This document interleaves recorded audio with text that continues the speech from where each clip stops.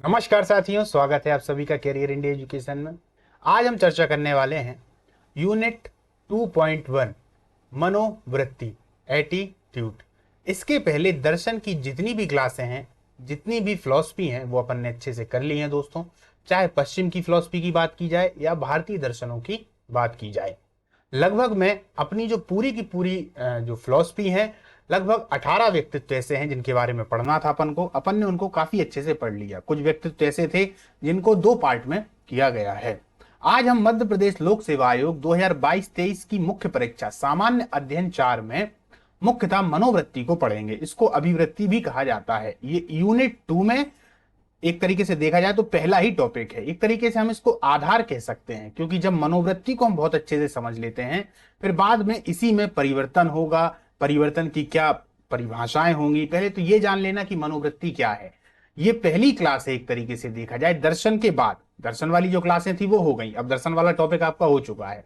जिन लोगों ने नहीं देखा है, जो लोग नए हैं, उन क्लासों को जरूर देख लीजिएगा।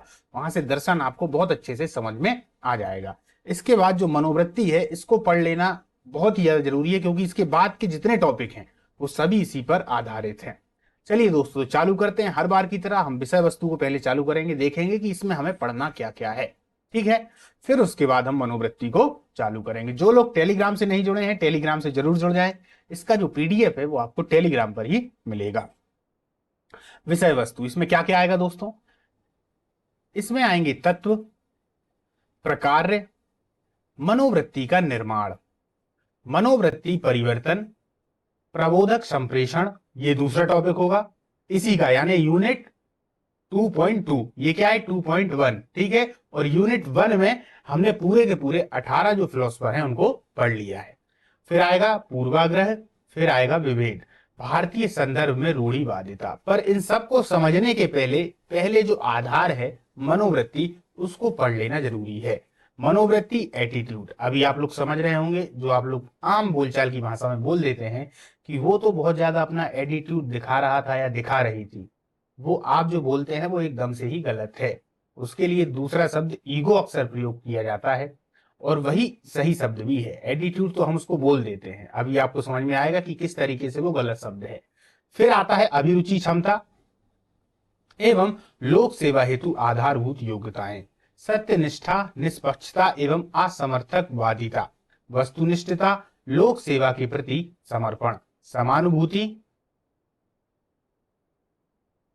समानुभूति, सहिष्णुता एवं आसक्त वर्गों के प्रति संवेदना और करुणा। आसक्त वर्ग जो शक्तिहीन है, जिनके पास ज्यादा सामर्थ्य नहीं है, उन्हीं को आसक्त वर्ग कहते हैं। हिंदी में आ शब्द जब किसी शब्द के आगे लग जाता है तो वो नकारात्मक या नेगेटिव या नहीं का प्रयोग करने लगता है।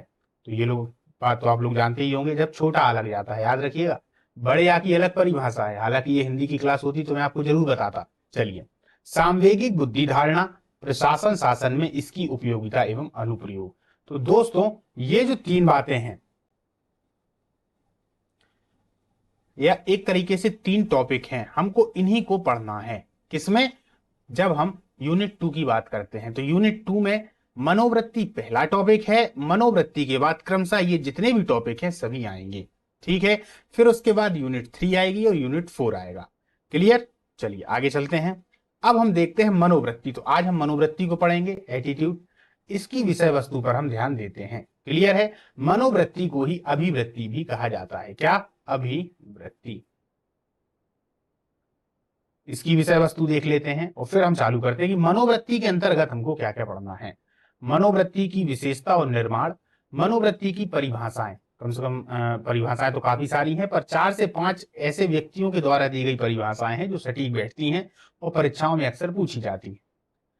मनोवृत्ति के तत्व आएंगे, जैसे संवेगात्मक, व्यवहारात्मक और संज्ञानात्मक संगठन। मनोवृत्ति के प्रकार आएंगे, संज्ञानात्मक कार्य हैं, भावनात्मक प्रकार हैं, आत्मरक्षार्थ प्रकार हैं, व्यवहारात्मक प्रकार हैं, साधनात्मक प्रकार हैं, मूल्य अभिव्यक्ति प्रकार हैं। इन शब्दों से घबराने की जरूरत नहीं है। जब हम इन शब्दों को तोड़ते हैं तो अपने आप इनके पूरे के पूरे अर्थ बहुत प्यार से निकलने लगते हैं। मनोवृत्ति का निर्माण आएगा, मनोवृत्ति परिवर्तन की प्रक्रिया आएगी, मनोवृत्ति परिवर्तन के कारक, क्या क्या इसको परिवर्तन या परिवर्तित करने के लिए जो कारक हैं उन पर चर्चा की जाएगी। मनोवृत्ति परिवर्तन के सिद्धांत जैसे कार्यात्मक सिद्धांत, सामंजस्य सिद्धांत, सामाजिक अधिगम सिद्धांत, संतुलन के संप्रत्यय का सिद्धांत इंपॉर्टेंट है। मनोवृत्ति परिवर्तन का विसन्निधित्ता सिद्धांत, ये भी इंपॉर्टेंट है। आत्मसात्करण विषमता का सिद्धांत। मुख्यतः जो लास्ट के तीन है इनसे प्रश्न आने की संभावना ज्यादा होती है। मनोवृत्ति परिवर्तन में असफलता के कारण, यानी इसका जब हम परिवर्तन करेंगे तो कौन कौन सी ऐसे कारण हैं जिसके कारण इसका परिवर्तन होना असफल हो जाता है। मनोवृत्ति का महत्व एवं उपयोगिता, बिना इसके तो क्लास पूरी होगी नहीं। महत्व और उपयोगिता तो जानना बहुत ही ज्यादा जरूरी है। इस प्रकार हमको इन पूरे टॉपिकों को पढ़ना है। ठीक है, चलिए अब आते हैं मनोवृत्ति पर। मनोवृत्ति क्या है पहले तो उसको समझिए। आमतौर पर आम बोलचाल की भाषा में हम बोल देते हैं वो तो बहुत ज्यादा अपना एटीट्यूड दिखा रहा था या एटीट्यूड दिखा रही थी, ये शब्द ही गलत होता है। एटीट्यूड या मनोवृत्ति का जो मतलब होता है या उसका शाब्दिक अर्थ यदि हम देखा जाए, है ना, तो शाब्दिक अर्थ का मतलब होता है नजरिए से। किससे? नजरिए से। अब ये नजरिया क्या? किसी व्यक्ति, वस्तु, स्थान, भावना, कोई व्यक्ति विशेष के प्रति सामने वाले व्यक्ति का क्या नजरिया है, इसी को हम क्या बोलते हैं? मनोवृत्ति या एटीट्यूड। अब आप अपने मन में खुद सोचिए, अब आप जब बोलते होंगे कि यार वो एटीट्यूड दिखा रहा है, तो वहां पर ये वाली परिभाषा क्या फिट हो रही है जो मैंने बताई? नहीं हो रही ना। वहां पर क्या फिट हो जाएगा? वहां पर ईगो फिट हो जाएगा। अरे वो तो बहुत ईगो दिखा रहा है, या बहुत अहंकार में है, अभिमान में है, दंभ में है, मिथ्याभिमान में है, ये वाले शब्द वहां पर ज्यादा फिट हो जाएंगे। पर खास तौर पर एटीट्यूड तो होगा ही नहीं। ये दरअसल प्रचलन में आ गया तो वो चलता गया तो आमतौर पर इसी का जो है प्रयोग करते हैं।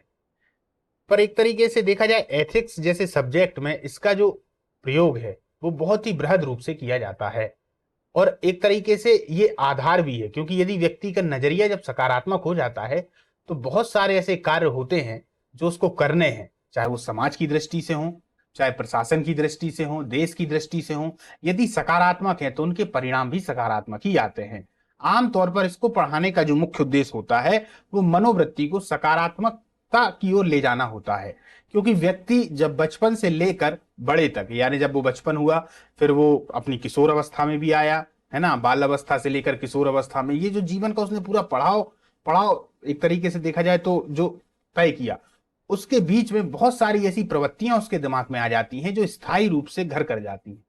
फिर वो किसी के प्रति भी कुछ भी जब सोचता है तो उन्हीं प्रवृत्तियों को आधार रख के सोचता है। अब वो नकारात्मक सोचता है या सकारात्मक सोचता है? यदि सकारात्मक सोचता है तो उसके परिणाम अच्छे होते हैं, और ऐसे व्यक्ति को यदि प्रशासन में बिठा दिया जाए और यदि नकारात्मक सोचता है तो परिणाम भी नकारात्मक ही आने की संभावना हो जाती है। इसीलिए मनोवृत्ति को एक तरीके से देखा जाए तो एथिक्स में बहुत ही ज्यादा महत्वपूर्ण या इंपॉर्टेंस दी गई है। इसीलिए तो मनोवृत्ति के विषय में हमको पढ़ना है। सबसे पहले तो जान लेंगे कि मनोवृत्तियां क्या है। यहां से एक परिभाषा तो आप समझ गए कि हाँ यार भाई नजरिए को कहते हैं, पर इसके अंदर में और जाएंगे तो और अच्छे से समझ पाएंगे क्या है मनोवृत्ति। अब जब मनोवृत्ति में परिवर्तन करके सकारात्मक उसको बना दिया जाता है और उसके बाद में फिर प्रशासन या कोई महत्वपूर्ण पद दिए जाते हैं, या खास तौर पर देखा जाए तो जो जैसे मान लीजिए अगर पॉलिटिक्स में भी एक अच्छे पद दिए जाते हैं, तो यहाँ पर भी इन मनोवृत्तियों का बहुत ही महत्वपूर्ण कार्य होता है सकारात्मकता की दृष्टि से। चलिए अब हम देखते हैं। ये तो हमने समझ लिया कि इसकी क्या परिभाषा है। किसी व्यक्ति, स्थान, वस्तु या कोई व्यक्ति विशेष या कोई भावना, इनके प्रति व्यक्ति का नजरिया, वही मनोवृत्ति है। अब मनोवृत्ति देखिए, मनोवृत्ति किसी मनोवैज्ञानिक विषय के पक्ष या विपक्ष में सकारात्मक या नकारात्मक भाव की तीव्रता को मनोवृत्ति कहते हैं। अब याद रखिए ये सकारात्मक और नकारात्मक दोनों ही होती है। ठीक, इसकी कुछ विशेषताएं इस प्रकार से है। यह अर्जित का मतलब होता है ये ली जाती है। अर्जित शब्द का मतलब है जैसे हम कहते हैं कि भगवान जी हमने गुरु जी से कुछ ज्ञान अर्जित किया। अर्जित का मतलब लेना। तो जो मनोवृत्ति है वो अर्जित की जाती है, ये स्थायी होती है। ये बहुत इंपॉर्टेंट है, यहां से समझने का प्रयास करना कि एक बार जो मनोवृत्ति बन जाती है तो फिर वो बन जाती है, वो स्थायी हो जाती है। संभवतः उसमें परिवर्तन मुश्किल ही होता है, असंभव नहीं होता पर मुश्किल होता है। वो कहीं ना कहीं उसके गहरे मन में दबी होती है। सकारात्मक नकारात्मक होती हैं, प्रतिकूल अनुकूल होती हैं, आशावादी होती हैं, निराशावादी होती हैं, मानसिक प्रक्रिया होती हैं, चेतन होंगी या अचेतन होंगी। इस तरीके से मनोवृत्तियां होती हैं। ये मनोवृत्तियों के एक तरीके से प्रकार हैं, आशावादी, निराशावादी। आपने बहुत सारे व्यक्तियों को देखा होगा, यदि आप उनके पास में बैठ जाते हैं तो आपको बड़ी पॉजिटिव एनर्जी फील होती है कि यार हाँ, किसी बंदे के पास बैठे थे, शानदार बातें बताई, कितना आत्मविश्वास से भरा है। कुछ व्यक्ति ऐसे होंगे, ये सब आपके आसपास ही रहते हैं और आप भी इन्हीं में से हैं। और जब आप देखेंगे कि यार इसके पास जाने से तो दुखी दुख दिखता है, कहीं ना कहीं अगर देखो तो पूरी नकारात्मक ही बात करेगा, कुछ भी बात बोलो पहले ही मना कर देगा, अरे ये नहीं हो पाएगा। तो वो व्यक्ति फिर कौन है? नकारात्मक है। तो इस तरीके से समझ में आता है सकारात्मक और नकारात्मक। ये चेतन और अवचेतन में भी होती हैं, यानी कि चेतन मतलब जो भी दिमाग में चल रहा है, और अवचेतन जो हमारे बहुत अंदर में गहरे में मन होता है, उसको हम अवचेतन कहते हैं, है ना। तो उसमें भी बहुत सारी प्रवृत्तियां इस तरीके से आ जाती हैं, यही मनोवृत्ति कहलाती हैं। अब थोड़ा और देखते हैं, मनोवृत्ति या अभिवृत्ति। अब अभिवृत्ति कहीं शब्द आ जाए तो भी आप लोग याद रखिएगा कि वो मनोवृत्ति के लिए ही चर्चा की जा रही है।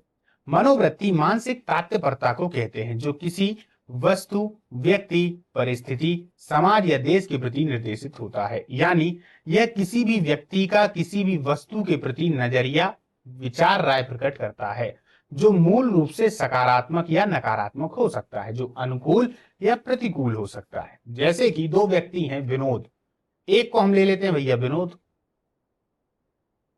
और एक सागर। विनोद कहता है कि भाई मुझे स्कूल जाना पसंद है। किसी ने पूछा क्यों पसंद है स्कूल जाना? यार स्कूल में बहुत अच्छी अच्छी चीजें सीखने को मिलती हैं। जब गुरुजी पढ़ाते हैं तो उस समय विज्ञान की क्लास में तो मजा ही आ जाता है। जब विज्ञान की क्लास में पढ़ते हैं तो देखते हैं कि वहां पर बहुत सारी मछलियों के बारे में बताएंगे, कहीं सांप के बारे में बताएंगे, कभी पर्वत और भूकंप के बारे में बताएंगे, कितना मजा आता है देखने में। ये विनोद की मनोवृत्ति है। वहीं सागर, जो कि घूमने फिरने वाला लड़का है, सागर से कहा स्कूल जाना पसंद है? अरे बिल्कुल पसंद नहीं है, सब बोरिंग है, जबरदस्ती पता नहीं किसने स्कूल बनवा दिया, और स्कूल बनवा देने के बाद अब वो चला गया है, ये पता ही नहीं कि स्कूल किसने चालू करवा दिया। रोज बस्ता टांग के स्कूल जाओ, स्कूल जाने के बाद वहां पे जो मास्टर साहब हैं उनकी छड़ी खाओ, और छड़ी खाने के बाद फिर घर पे आ जाओ, रोज यही करते रहो। क्या मतलब है? यहाँ सागर की जो मनोवृत्ति है वो नकारात्मक, क्या है? नकारात्मक। और विनोद की क्या है? सकारात्मक। अच्छा, विनोद नहीं जानता कि सकारात्मक है कि नकारात्मक है, क्योंकि ये लोग छोटे हैं, अभी बड़े तो है नहीं, ये तीनों ने पढ़ाई तो की नहीं होगी कि एथिक्स सब्जेक्ट ले लिया हो, तो ये लोग छोटे हैं। लेकिन इसकी सकारात्मक है, हम दूर से देखकर इसको समझेंगे। और सागर क्या है? नकारात्मक है। क्यों? क्योंकि पढ़ाई से उसको चिढ़ होने लगी एक तरीके से। अब भविष्य में हाँ हो सकता है सागर किसी दूसरी लाइन में निकल जाए, इसमें कोई दो राय नहीं, पर अगर नॉर्मल देखा जाए तो पढ़ाई के प्रति उसका जो नजरिया है वो नकारात्मक है। अब कितनी भी कोशिश कर ली जाए, बहुत प्रयास कर लिया जाए, तो उसकी जो नकारात्मकता है वो भविष्य में आगे चलकर भी उसके बीच में या उसके लक्ष्य में बीच में बार बार बाधित आएगी। सागर चाहेगा भी बहुत ज्यादा पढ़ना, पर चूंकि उसके मन में वो रस नहीं आ पाएगा कि वो पढ़ पाए। इस तरीके से हम ये कह देते हैं कि हाँ यार ये स्थायी होती है, इन पर जो परिवर्तन है वो बहुत ही कम मात्रा में होता है। इसमें तो परिवर्तन होता नहीं, यहाँ दूसरी नई चीजें सीख ली जाती हैं, जिससे दूसरे की और पहले की भरपाई हो जाती है, एक सामंजस्य बैठ जाता है ना। चलिए अब समझ में आया, आगे चलते हैं। अब मनोवृत्ति की परिभाषाएं, ये कुछ व्यक्ति हैं जिन्होंने मनोवृत्ति की परिभाषाएं अपने अपने अनुसार दी हुई हैं, महत्वपूर्ण व्यक्ति हैं, सीधा सीधा इनसे प्रश्न आता है। पहले है सीकोट तथा बैकमैन के अनुसार, अपने वातावरण के कुछ पक्षों के प्रति व्यक्ति के नियंत्रण भाव, विचार और कार्य करने की पूर्व वृत्ति ही मनोवृत्ति कहलाती है। समझिए, अपने वातावरण के कुछ पक्षों के प्रति व्यक्ति के नियंत्रण भाव, विचार और कार्य करने की पूर्व वृत्ति ही मनोवृत्ति कहलाती है।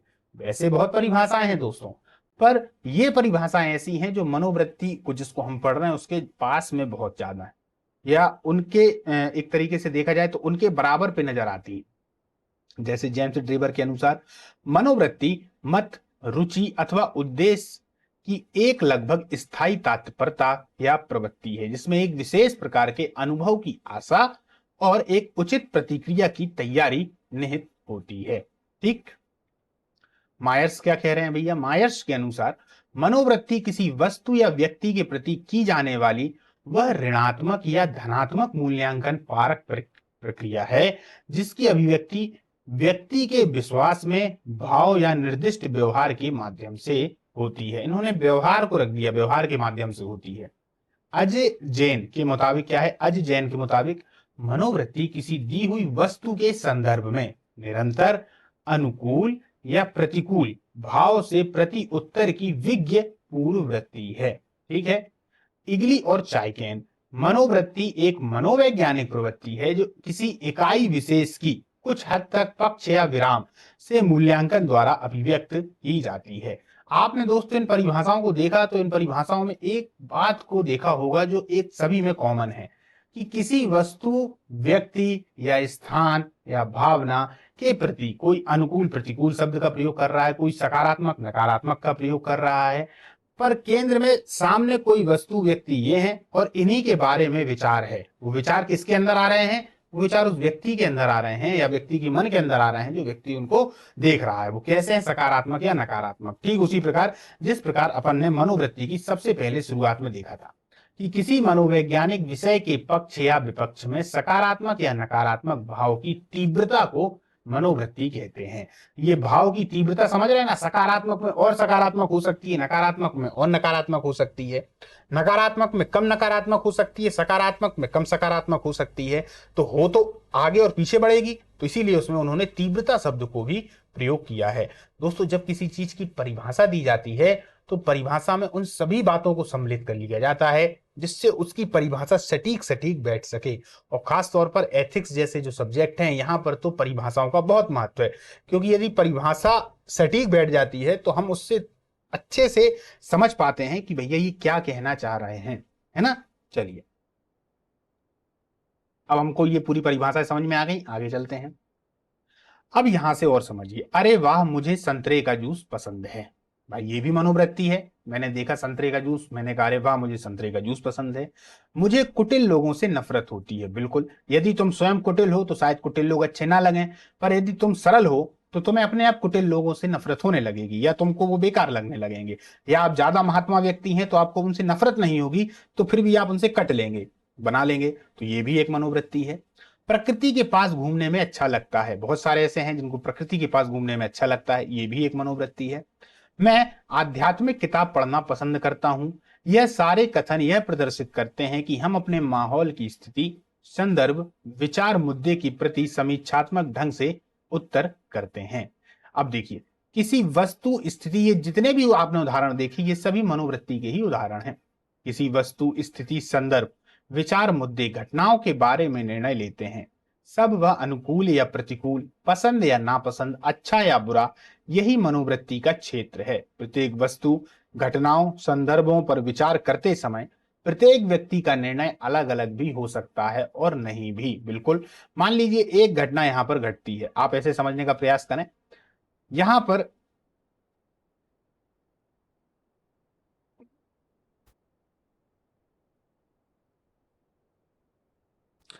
पर एक व्यक्ति का एक्सीडेंट हो जाता है। ये यहां पर एक व्यक्ति पड़ा हुआ है, ये लेटा हुआ है। अब ये व्यक्ति यहाँ पर लेटा हुआ है। अब यहाँ पर राह चलते हुए बहुत सारे आदमी यहाँ से गुजर रहे हैं। अब गुजरते समय ये सड़क के किनारे गिर गया है, मान लीजिए विनोद ही गिर गया। अब विनोद के गिर जाने पर कायदा क्या कहता है, अगर देखा जाए तो विनोद को, यदि विनोद जीवित है तो विनोद के लिए एम्बुलेंस की व्यवस्था की जाए, या बहुत सारे आदमी निकल रहे होंगे तो ले जाएं। पर निकलने वाले आदमी अलग अलग तरीके से विनोद के बारे में क्या कहेंगे। कुछ ऐसे व्यक्ति निकले जिन्होंने बोला अरे यार बेचारा पड़ा हुआ है, लेटा हुआ है, कोई देखो मदद के लिए नहीं आ रहा, और खुद भी आगे निकल गया। सिर्फ बोला है और खुद भी आगे निकल गया। एक व्यक्ति ऐसे आए तो क्या बोल रहे हैं, अरे जी आजकल के लड़के तो बहुत ही ज्यादा गाड़ी तेज चलाते हैं, यही होना चाहिए इनके साथ में, तभी इनको सबक मिलेगा। दूसरे भी आगे निकल गए। तीसरे आए तो भैया ये और महान व्यक्ति हैं, इन्होंने अपना मोबाइल निकाला और मोबाइल से बनाने लगे वीडियो कि भैया पहले वीडियो बना लें इसकी। अब मोबाइल से वीडियो बना लेंगे तो सोचेंगे कि भैया चलो अब डाल देंगे अपने किसी ना किसी सोशल प्लेटफॉर्म पे, तो ये वीडियो ही बनाने में लग गए। अब दो चार व्यक्ति और आए तो वो क्या कह रहे हैं, अरे यार कोई तो उसकी मदद कर दो यार, कोई है नहीं, मेरे पास गाड़ी होती तो मैं चला जाता, है ना। जबकि ये अगर देखा जाए तो दूसरे को रोक के जा सकता है, लेकिन नहीं, अब ये अपना ज्ञान ज्यादा दे रहा है। वहां पे क्या कह रहा है, अगर मेरे पास गाड़ी होती तो मैं ले जाता। तो ये भी एक अलग नजरिया है। फिर लास्ट में एक व्यक्ति आया, जब तक में विनोद का बेचारे का सारा खून का खून निकल चुका था। अब लास्ट में एक व्यक्ति आया है जो कह रहा है कि अरे यार इसको ले चलें। तो ये दो व्यक्ति आए गाड़ी में खटाक से बिठाला, क्योंकि एम्बुलेंस वहां पे आ नहीं रही थी, और ये लोग उसको लेकर पहुंचे अस्पताल में। डॉक्टर ने कहा सही समय पर आ गए, अन्यथा विनोद हमारे बीच में नहीं रह पाते। इस प्रकार आपने देखा सबका अलग अलग नजरिया था, तो यही नजरिया है। अब इस उदाहरण से आपको अच्छे से समझ में आया होगा, है ना। चलिए आगे चलते हैं। जब हम पसंद, नापसंद, प्यार, घृणा, सुख, दुख, अच्छा बुरा इत्यादि शब्दों का प्रयोग कर रहे हैं, तब हम अपनी मनोवृत्ति का वर्णन कर रहे होते हैं। कौन सी मनोवृत्ति? किसी विशेष समूह, कार्य अथवा चीज का मूल्यांकन है। बिल्कुल, हम अपने तरीके से किसी भी वस्तु का मूल्यांकन करते हैं। मान लीजिए आपके हाथ में कोई पेन है, जैसे कि ये एक पेन है, आप इसको बोलेंगे अच्छा है, मान लीजिए आप इससे अच्छा लिख रहे हैं, आपकी राइटिंग भी अच्छी आ रही है, ऐसा आपको महसूस हो रहा है कि यार इससे राइटिंग अच्छी आ रही है, आप कहेंगे यार ये पेन बहुत बढ़िया है, जबकि ये पेन सस्ता है। वहीं दूसरा एक जो व्यक्ति है, वो अपने पेन को पकड़ा हुआ है, वो कह रहा है अरे यार वो पेन सही नहीं, क्योंकि उसको ऐसा उसके दिमाग में पहले से फीट है कि भाई जो महंगी चीज है वो अच्छी ही होती है, तो अपने पेन को ही अच्छा कहेगा। भाई चाहे वो उससे लिख भी नहीं पा रहा हो, उसकी राइटिंग तो किसी काम की है ही नहीं, पर वो उसको ही अच्छा कहेगा। तो किसी चीज के प्रति मूल्यांकन, है ना, तो यही मनोवृत्ति होती है। अब आप लोग मनोवृत्ति को अच्छे से समझ पा गए होंगे कि मनोवृत्ति क्या होती है। एक दृष्टि है, एक नजरिया है। मनोवृत्ति विभिन्न रूपों में मानवीय व्यवहार, जीवन शैली एवं उसके व्यक्तित्व निर्माण को प्रभावित करती है और दिशा प्रदान करती है। क्लियर है? बिल्कुल दिशा प्रदान करती है। किसी का सकारात्मक ही नजरिया है मान लीजिए, तो मान लीजिए देखिए हर व्यक्ति के जीवन में कोई ना कोई कठिनाइयां, परेशानियां आती ही हैं। व्यक्ति के जीवन का मतलब ही संघर्ष है। उपनिषदों के यदि आप वाक्यों को देखेंगे, जो हमारे एक तरीके से देखा जाए तो जो शास्त्र हैं हिंदू धर्म के या सनातन धर्म के, जो शास्त्र उनमें सबसे महत्वपूर्ण उपनिषद माने गए हैं, उन तक में ये बात लिखी है कि जीवन दुखों से भरा हुआ है, संघर्षपूर्ण है, यहाँ करना ही पड़ेगा। अब क्या होगा कि यहाँ पर दो प्रकार के व्यक्ति होंगे, एक सकारात्मक, एक नकारात्मक मनोवृत्ति वाले। तो जिनके अंदर सकारात्मकता है वो क्या करेंगे, वो देखेंगे कि कठिनाई भी है, संघर्ष भी है, सब कुछ है, पर बीच में से ही रास्ता कहीं ना कहीं निकलेगा। तो वो करते हुए चले जाएंगे, धीरे धीरे उनको बहुत सारी चीजें भी प्राप्त होंगी, संघर्ष उनके साथ भी होगा, दुख उनको भी होगा, पर वो सब कुछ झेलते हुए निकलेंगे। हर किसी चीज में सकारात्मकता सोचेंगे। भगवान ने उनके संग में कुछ किया, कुछ परेशानी दी, तो वो सकारात्मक सोचेंगे कि हाँ यार ये ऐसा किया हुआ तो किसी ना किसी अच्छे के लिए ही किया होगा, तो वो निकलते हुए चले जाएंगे। नकारात्मक व्यक्ति क्या सोचेगा, अरे यार मैं ही हूं क्या दुनिया में ऐसा जिसके पास में दुखी दुख है, मुझी को सब पूरे दुख मिल रहे हैं, तो वो नकारात्मक सोचेगा। उसके पास में अवसर भी आएंगे तो अवसर भी उसके हाथ से निकलते हुए चले जाएंगे। तो ये नकारात्मकता है, और वो सकारात्मक, तो सकारात्मकता होना बहुत ही ज्यादा जरूरी है, क्योंकि वो दिशा प्रदान करती है। अब नकारात्मक वाला व्यक्ति, उसको दिशा कौन सी मिल गई, उसकी दिशा इस तरीके से हो गई, ये करूं, ये करूं, ये करूं, वो करूं। सकारात्मक व्यक्ति, परिस्थितियां उसके सामने भी ऐसी थी, पर उसका रास्ता यही है, उसके बीच में जो भी आता है वो रास्ते की सीढ़ी ही बना लेता है। वो कहता है ये तो जानबूझ के भगवान ने किया ताकि मैं इससे आगे निकल पाऊं, ये जानबूझ के भगवान ने किया। या वो कोई भगवान को नहीं मानता तो वो कहेगा कि ऐसा जानबूझ के प्रकृति ने किया। यानी कि वो सकारात्मक सोच के आगे बढ़ता हुआ चला जाएगा। नकारात्मक व्यक्ति इसी गोले में फंस जाएगा, है ना, या हार मान लेगा, या चुपचाप बैठ जाएगा, या हो सकता है उदासीन ही हो जाएगी, अब कुछ नहीं हो सकता। तो ये दोनों है, तो ये दिशा प्रदान करती है। बहुत महत्वपूर्ण टॉपिक है मित्रों। एक प्रशासनिक अधिकारी की मनोवृत्ति आसपास की होने वाली घटनाओं, आम नागरिकों, वरिष्ठ अधिकारियों, सहकारियों एवं अधीनस्थ अधिकारियों, नई तकनीक एवं मानवीय मूल्यों के प्रति सकारात्मक होनी चाहिए, तभी वह अपने कार्यों को कुशलतापूर्वक प्रभावी रूप से संपन्न कर सकता है। अब देखिए, मान लीजिए विनोद को हमने प्रशासनिक अधिकारी बना दिया, हमने क्या, उसने एग्जाम फाइट कर लिया, बढ़िया बन गया वो। अब प्रशासनिक अधिकारी की मनोवृत्ति, अब सुनिएगा, अब जो आसपास उसकी घटनाएं हो रही हैं, जैसे आम नागरिक, अब विनोद बन गया, अब विनोद के अंदर एक ईगो आ गया, अहम आ गया, अरे मैं तो अधिकारी हूं। अब वो आम नागरिकों को समझ ही नहीं रहा है, उसको लग रहा है कि ये तो आम है, ध्यान ही नहीं दे रहा है। तो क्या वो उनकी समस्याओं को सुन पाएगा? बिल्कुल नहीं सुन पाएगा। पहले उसको समझना तो चाहिए कि जैसे आप हैं वैसे ही वो हैं। आपको तो एक कर्तव्य दिया गया है, आपको कर्तव्य दिया गया है कि भैया आप इन कार्यों को करेंगे इनके लिए, पर अब आप राजा बने बैठे हुए हैं। वरिष्ठ अधिकारी, अपने से जो वरिष्ठ अधिकारी हैं उनके प्रति नजरिया कैसा है, तो ये भी देखना पड़ेगा। सहकारियों, जो साथ में काम कर रहे हैं, उनके प्रति नजरिया कैसा है, क्योंकि सहकारियों में बहुत सारी अलग अलग जाति के लोग होंगे, अलग अलग संप्रदाय के लोग होंगे। तो ऐसा नहीं है, क्योंकि बहुत सारे व्यक्तियों के मन में बचपन से ही मनोवृत्ति बन जाता कि हम एक अच्छे धर्म से हैं, सामने वाला बुरे धर्म से है या नीचे वाले धर्म से है।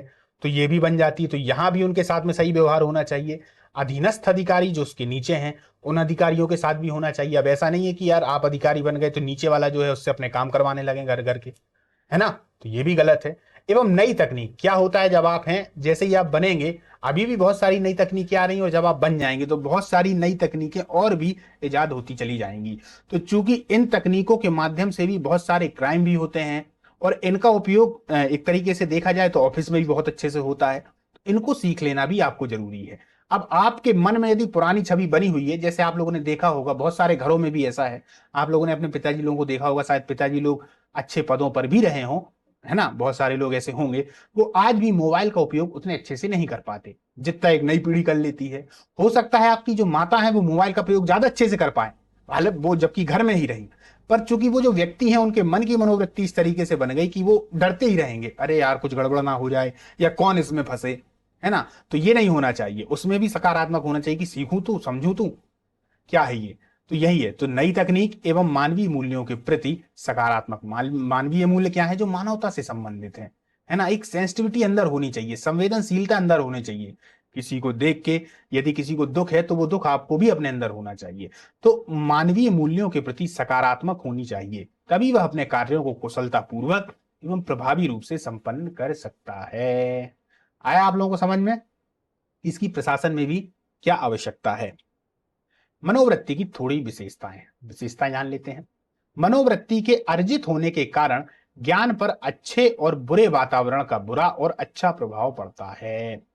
मनोवृत्ति पर जैसा जो वातावरण हम सामने देखेंगे, यहां यदि अच्छा वातावरण है, पुराने और बुजुर्ग व्यक्ति कहते थे ना कि जैसी संगत में रहोगे वैसा ही मन होता चला जाएगा, यह संगत का प्रभाव हमेशा पड़ता है। तो यहां पर वही है, आपका वातावरण जैसा होगा उस वातावरण के हिसाब से आप पर अच्छे और बुरे जो भी बातें होंगी वो प्रभाव जरूर डालती हैं, सकारात्मक और नकारात्मक। मनोवृत्ति जन्मजात ना होकर अर्जित होती है, यह वातावरण के साथ हमारी अंतर क्रिया के फलस्वरूप अर्जित होती है। बिल्कुल, देखिए एक छोटा सा बच्चा है, मान लीजिए 2 वर्ष का बच्चा है।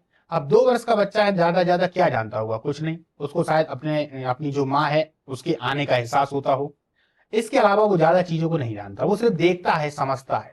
यदि इस 2 वर्ष के बच्चे के पास में आप एक सर्प रख दें, क्या रख दें, सर्प रख दें, तो उसको वो खिलौना ही समझेगा, क्या समझेगा, खिलौना ही समझेगा।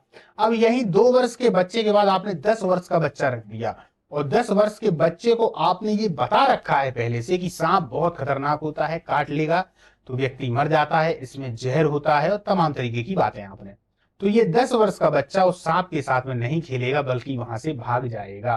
पर ये 2 वर्ष का बच्चा इस सांप को पकड़ के खेल लेगा, क्योंकि जो मनोवृत्ति है वो जन्मजात नहीं है, यानी कि जब जन्म से बच्चा होता है तो वो शून्य है, उसको कुछ पता ही नहीं है, वो आता हुआ देखता हुआ भाई मैं कहाँ आ गया, ये अलग पृथ्वी है, उसको कुछ पता नहीं होता।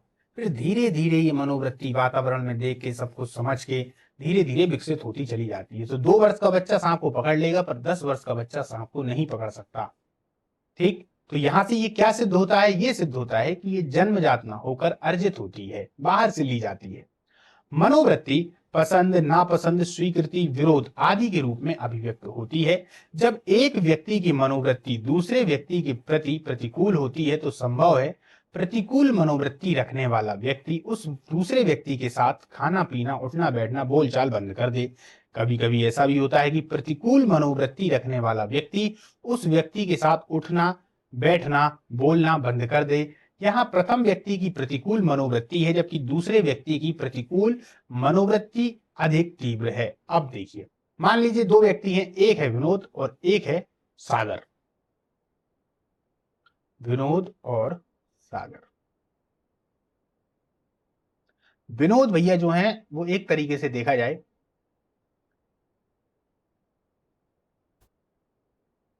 शाकाहारी व्यक्ति हैं, है ना।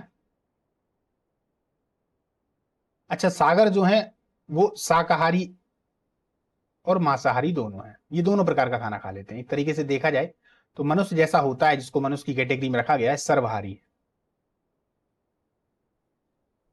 एक वेजिटेरियन है एक नॉन वेजिटेरियन है। अब 2 व्यक्ति हैं ये, तो अब चूंकि पहले तो विनोद को ये मालूम नहीं था, लेकिन अब विनोद को चूंकि मालूम पड़ गया यार सागर तो इस तरीके की चीजें खा लेता है, अब विनोद इसको खाता नहीं है। अब दोनों के मन में अगर देखा जाए तो सागर को इससे ज्यादा कोई समस्या नहीं है क्योंकि सागर दोनों खाता है, पर विनोद को अब सागर से समस्या होने लगी। अब विनोद की जो मनोवृत्ति है वो सागर के प्रति प्रतिकूल हो गई। प्रतिकूल का मतलब हो गया विपरीत में हो गई या नकारात्मक हो गई। अब विनोद क्या कर सकता है, विनोद सागर के साथ में पहले उठता था, बैठता था, सब कुछ करता था। अब विनोद सागर के साथ में विनोद ने उठना, बैठना, खाना पीना आदि सब कुछ बंद कर दिया ना, कर दिया। लेकिन कुछ समय के बाद हमने क्या देखा कि विनोद सागर के साथ उठता है, बैठता है, बात भी करता है, पर उसके साथ में खाना खाना पसंद नहीं करता। तो एक समय में तो ये प्रतिकूल थी, दूसरे में अगर देखा जाए तो उसमें प्रतिकूल जो थी उसकी तीव्रता अधिक हो गई। क्या हो गई, तीव्रता अधिक हो गई। कंडीशन दोनों में ही प्रतिकूल थी। पहली कंडीशन क्या थी कि भाई उसने शुरुआत में बात करना भी बंद कर दिया, खाना पीना ही बंद कर दिया, उठना बैठना भी बंद कर दिया। पर कुछ समय के बाद विनोद को लगा कि भाई जब साथ में ही रहना है हमको, समस्या किस बात की है, ठीक है खाना नहीं खाएंगे यार, भाई वो अपना अलग खा लेगा, हम अपना अलग खा लेंगे। तब बाद में पता पड़ा कि यार हाँ ये क्या हुआ, ये प्रतिकूल एक तरीके से उसकी तीव्रता हो गई कि विशेष वजह से। तो इस प्रकार की भी मनोवृत्तियां होती हैं, ये यहां पर अंतर करके दिखाया गया है ना। एक बार मनोवृत्ति विकसित हो जाने पर सामान्यता स्थायी हो जाती है। हालांकि परिस्थितियों में परिवर्तन से मनोवृत्ति में भी परिवर्तन संभव है। देखिए दोस्तों, इस बात में बहुत सारे जो विचारक हैं, जो व्यक्ति हैं, उनमें मतभेद आ जाता है। लेकिन देखा जाए तो मनोवृत्ति स्थायी होती है, इनमें परिवर्तन नहीं होता। दूसरी नई मनोवृत्ति सीख ली जाती है, और जो दूसरी मनोवृत्तियां नहीं सीख ली जाती हैं उनसे क्या होगा कि जो पहली वाली मनोवृत्ति थी, जो नकारात्मक थी, वो प्रायः दबना शुरू हो जाती है। उदाहरण के तौर पर यदि आप देखेंगे, मान लीजिए आप किसी रास्ते से निकल रहे हैं। अब आप एक युवा हैं और आप चाहते हैं कि भाई मेरे बाल वगैरह बेकार ना हो जाएं। सामने पुलिस वाले खड़े हैं तो हेलमेट आपके पास में है, आप उनको देख के तुरंत हेलमेट लगा लेंगे, और जैसे ही वो निकलेंगे आप तुरंत हेलमेट को हटा देंगे। क्यों? क्योंकि आपको अपने चेहरे की फिक्र है और अपने बालों की फिक्र है ना। तो आप हेलमेट को हटा देंगे। हो सकता है आपका एक्सीडेंट हो जाए, आपको उससे मतलब नहीं, पर आपके अंदर की जो मनोवृत्ति है वो इस तरीके से हो गई है कि हेलमेट मुझे लगाना ही नहीं है। आप इसके पीछे कितने भी तर्क दे लें, लेकिन आपके अंदर है, तो आप फिर हेलमेट नहीं लगाएंगे, आप कोशिश करेंगे कि नहीं लगाई जाए। पर आप एक ऐसी सिटी में पहुंच जाते हैं जहां पर जगह जगह पर हेलमेट लगाना जरूरी है, तब आप धीरे धीरे धीरे धीरे करते करते हेलमेट एक तरीके से देखा जाए तो लगाने लगेंगे। लेकिन वहीं आप जब अपने गांव पे आएंगे वापस, तो आप फिर हेलमेट को नहीं लगाएंगे। आपने शहर में आएंगे, अरे ये तो अपना शहर है, अभी चौकी इंचार्ज से बात हो जाएगी, कोई दिक्कत नहीं है, किसी ना किसी से बात करा देंगे, नेता नगरी करवा देंगे, तो आप नहीं लगाएंगे फिर, है ना। तो एक तरीके से वो स्थायी ही हो गई है आपके अंदर, आप कहीं पर उसको फॉलो करेंगे, कहीं नहीं करेंगे। देखिए, कभी कभी मनोवृत्तियों में द्वैध क्रांतियां पाई जाती हैं। द्वैध का मतलब होता है दो। ऐसी परिस्थितियों में व्यक्ति किसी वस्तु के प्रति अनुकूल और प्रतिकूल दोनों प्रकार की भावनाओं को प्रदर्शित करता है। वो अनुकूल भी करता है और प्रतिकूल भी करता है। मनोवृत्ति आशावादी और निराशावादी प्रवृत्ति को जन्म देती है, यानी जीने का नजरिया, किसका? जीने का नजरिया, और जीवन के प्रति उदासीनता को निश्चित करती हैं। क्योंकि यह एक मानसिक प्रक्रिया है, इसलिए इसे मापा नहीं जा सकता। किसी की मनोवृत्ति को हम नाप नहीं सकते। ये बोल सकते हैं कि भाई ठीक है, उसके प्रति नकारात्मक कम है या ज्यादा है, कोई स्केल नहीं आता इसके लिए कि इसने 3 इंच तक नकारात्मकता फैला दी या 2 इंच तक, या कोई ऐसा कोई पैमाना, तो हम इसको माप नहीं सकते। मनोवृत्ति को मापा नहीं जा सकता। हम कह सकते हैं ज्यादा है, कम है। मनोवृत्ति में तटस्थता का अभाव होता है। अब इस बात को समझ लीजिए, ये शब्द क्या आ गया। तटस्थता का मतलब होता है कि मनोवृत्ति एक तरीके से या तो प्लस ही होती है या अधिकतम माइनस ही होती है, बीच की नहीं होती। आप किसी के प्रति आपके जो भी विचार होंगे वो या तो प्लस हो जाते हैं या माइनस हो जाते हैं, बीच का कोई भाव नहीं होता। यानी तटस्थता का इसमें अभाव होता है। कहीं कहीं उदासीन होती है पर बहुत कम मात्रा में। तटस्थता का अभाव होता माने, तटस्थता का मतलब आप समझते हैं कि तट, एक ये तट है, एक ये तट है, तो जो बीच का व्यक्ति, तटस्थता या तो यहां होगा या यहां होगा। मनोवृत्ति इस प्रकार की होती है, तो इसको हमेशा याद रखिएगा। मनोवृत्ति का विकास केवल चेतना से ही नहीं होता बल्कि अचेतन से भी हो जाता है। अब ये बात आ गई मानसिक प्रक्रिया वाली। चेतन अवचेतन, जो हमारे मस्तिष्क में छिपी हुई है, जिसके बारे में हम जानते नहीं हैं, वह अर्धचेतन है। मनोवृत्तियां अचेतन में होती हैं, जो बचपन से ही हमारे मन में संचालित होती हैं। आप लोग देखिएगा, इसको ऐसे समझने का प्रयास करिए। विनोद और सागर को उठा लेते हैं, ये है विनोद और ये है सागर। विनोद को बचपन से यह बताया गया है कि घर से बाहर रात में मत निकलना, अन्यथा बाबा पकड़ कर ले जाएगा। कौन पकड़ कर ले जाएगा? बाबा पकड़ कर ले जाएगा। वो बाबा कैसा है? बड़ी बड़ी दाढ़ियां हैं उसकी, माला वाला डाले हुए है, हाथ में त्रिशूल या तलवार लिए हुए है। वो बाबा आपको ले जाएगा। और रात में मत निकलना, क्योंकि रात में भूत आते हैं। अच्छा, सागर के साथ में ऐसा नहीं है, सागर को ऐसा कुछ भी नहीं बताया गया। सागर के लिए रात और दिन बराबर हैं। रात और दिन बराबर हैं। अब ये सब बातें इनको बचपन में बताई गई थी। विनोद जब भी बाहर जाए तो उसकी माँ उसको डराए। विनोद को उसकी माँ इसलिए डरा दिया करती थी ताकि विनोद थोड़ा उद्यमी टाइप का व्यक्ति था, तो ये बार बार बाहर जाके परेशान हो, तो माँ ने सोचा कि इसको डरा दो, तो डर के मारे ये घर पर रहेगा, अपना सो जाएगा। तो उस समय माँ ने क्या किया? उस समय जो माँ है, माँ ने ये किया कि माँ ने उसको घर के अंदर तो रुकवा लिया, पर एक बहुत गलत काम उस विनोद बेचारे के साथ में हो गया। विनोद के मन में एक डर बैठ गया कि बाहर भूत होते हैं रात के समय पे। अब विनोद के मन में ये बात घर कर गई, ये अचेतन मन में है उसके बाद, समझिएगा, क्योंकि इसने बार बार सोचा, बचपन में सोचा, क्योंकि बचपन में अधिकतम चीजें हमारे सीधे अचेतन मन में जाती हैं, अवचेतन मन में। सागर के मन में कुछ ऐसा है नहीं। अब जब विनोद और सागर बड़े बड़े हो गए तो ये लोग कॉलेज में भी पढ़ने लगे। कहाँ आ गए? कॉलेज में आ गए, क्योंकि पास पास में रहा करते थे, तो अब ये भैया कॉलेज में आ गए, अब ये जाने लगे। अब जब रात की बात आती तो विनोद भाई साहब रात में जाने से हमेशा डरा करते, क्योंकि विनोद के मन के अंदर वो इतनी गहराई से बैठा हुआ है कि कोई कितनी भी कोशिश कर ले, विनोद को जहां अंधेरा दिखा और पेड़ दिखे और एक आध थोड़ी चिड़िया विड़िया दिखी, विनोद की सिटी पिट्टी को विनोद तुरंत पांव पीछे आ जाएगा, तो जाएगा ही नहीं विनोद। और जो सागर है उसको ये सब चीजें बचपन में कभी थी ही नहीं उसके साथ में, सागर आराम से चला जाता है। यही चेतन और अचेतन मन होता है दोस्तों।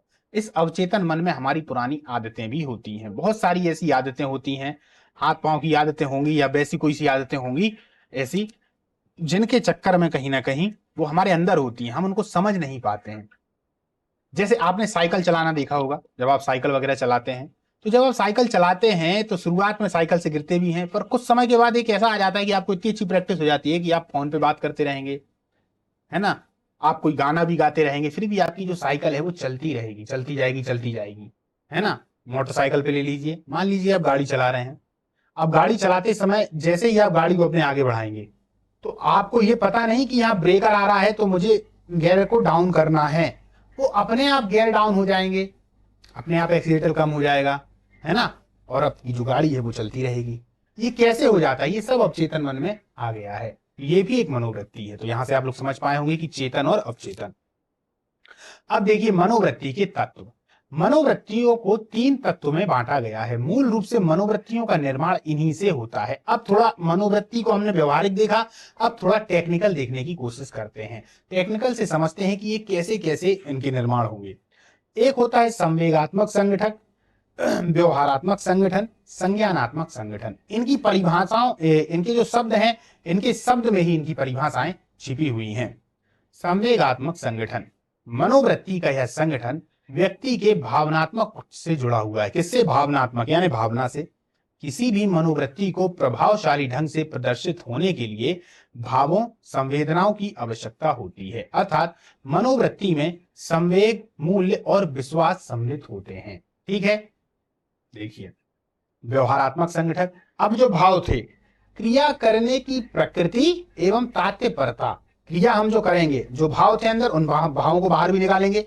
तो जब हम उनको निकालते हैं तो वो क्रिया करने की प्रकृति एवं तात्पर्यता, यानी कि उन भावों को निकालने के लिए अंदर कितनी तीव्रता है, तात्पर्यता है, को व्यवहारात्मक संगठक कहेंगे। क्या कहेंगे? व्यवहारात्मक संगठक।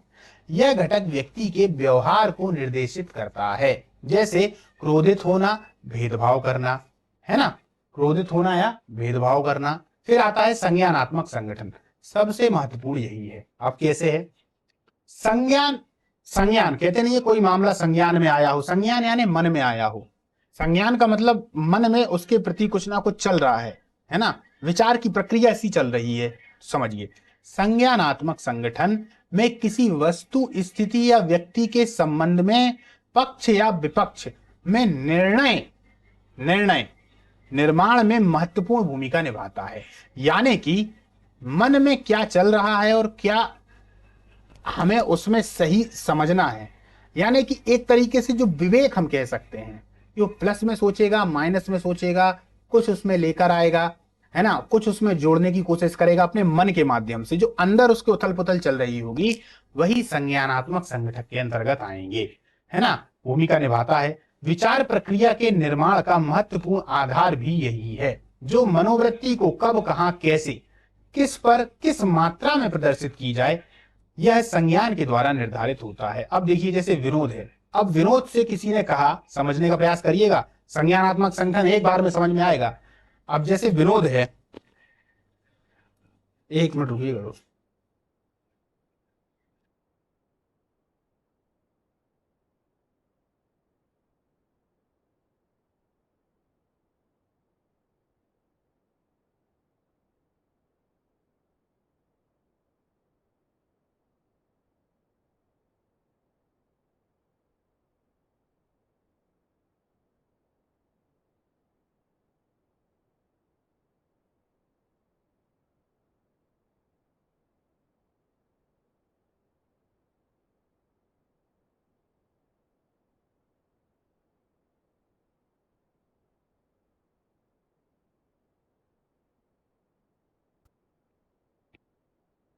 चलिए दोस्तों, तो अब देखिए, कब और कहां, कैसे, किस मात्रा में प्रदर्शित किया जाए, तो यह संज्ञान के द्वारा निर्धारित होता है।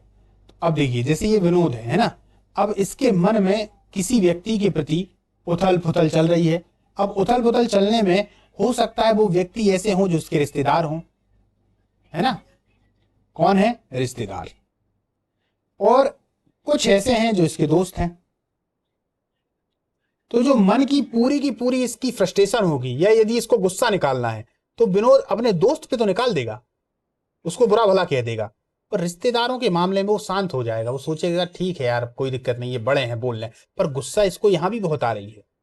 तो इसके दिमाग में क्या आया, यही संज्ञानात्मक संगठक है, कि वो सोचेगा कि कहां पर बात को करना है, कहां उसको बोलना है, कहां नहीं। तो ये उसके अंदर जो प्लस माइनस हुआ, कि कितना किसको बोलना है, कितना क्या करना है, तो यही संज्ञानात्मक संगठक है, संज्ञानात्मक संगठन है। अब इसमें आप किसी भी चीज को लेकर देख सकते हैं, कोई भी ऐसी परिस्थिति होगी तो उसको भी आप इसमें लगा सकते हैं। ठीक है, व्यवहारात्मक जो व्यवहार के रूप में होगी, और इसके पहले क्या था, संवेगात्मक संगठन। फिर से पढ़ते हैं। मनोवृत्ति का यह संगठन व्यक्ति के भावनात्मक पक्ष से जुड़ा है। किसी भी मनोवृत्ति को प्रभावशाली ढंग से प्रदर्शित होने के लिए भावों और संवेदनाओं की आवश्यकता है। एक भाव और संवेदनाओं की आवश्यकता है, क्लियर। व्यवहार में प्रदर्शित हो गया, संज्ञान में अंदर उथल पुथल हो गई। ठीक है, अब है मनोवृत्ति के प्रकार। मनोवृत्ति कुशल प्रशासन, व्यक्तिगत उपलब्धि और प्रभावी संचालन से संबंधित है, क्योंकि वह व्यक्ति के सकारात्मक सोच, निपुणता, कार्यशैली से प्रदर्शित होती है। विख्यात मनोवैज्ञानिक मैकाइबर के अनुसार किसी भी व्यक्ति की सफलता और असफलता का स्तर उस व्यक्ति की मनोवृत्ति पर निर्भर करता है, ना कि अभी क्षमता पर। यह बहुत इंपॉर्टेंट लाइन है दोस्तों, याद रखिएगा। व्यक्ति की मनोवृत्ति यदि सकारात्मक है किसी कार्य के प्रति, किसी उद्देश्य के प्रति, किसी लक्ष्य के प्रति, तो निश्चित तौर पर आज नहीं तो कल वो उस लक्ष्य को पा ही लेता है। समय लग सकता है पर वो पा लेगा।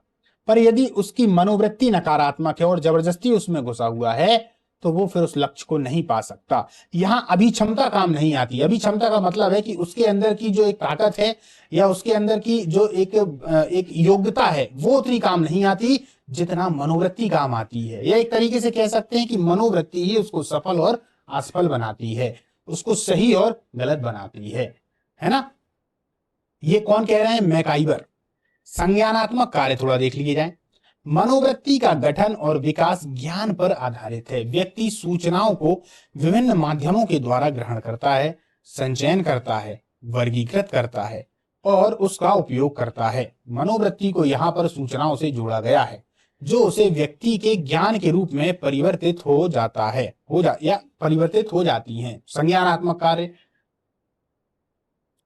अब भावनात्मक प्रकार, अब समझिएगा, अब भावनात्मक प्रकार क्या है, संज्ञानात्मक समझ गए।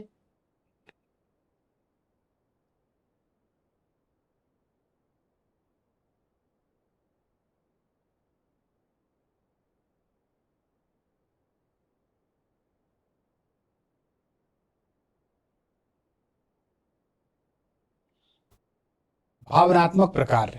मनोवृत्ति व्यक्तियों की भावनाओं से गहरी तौर पर जुड़ी होती हैं, है ना।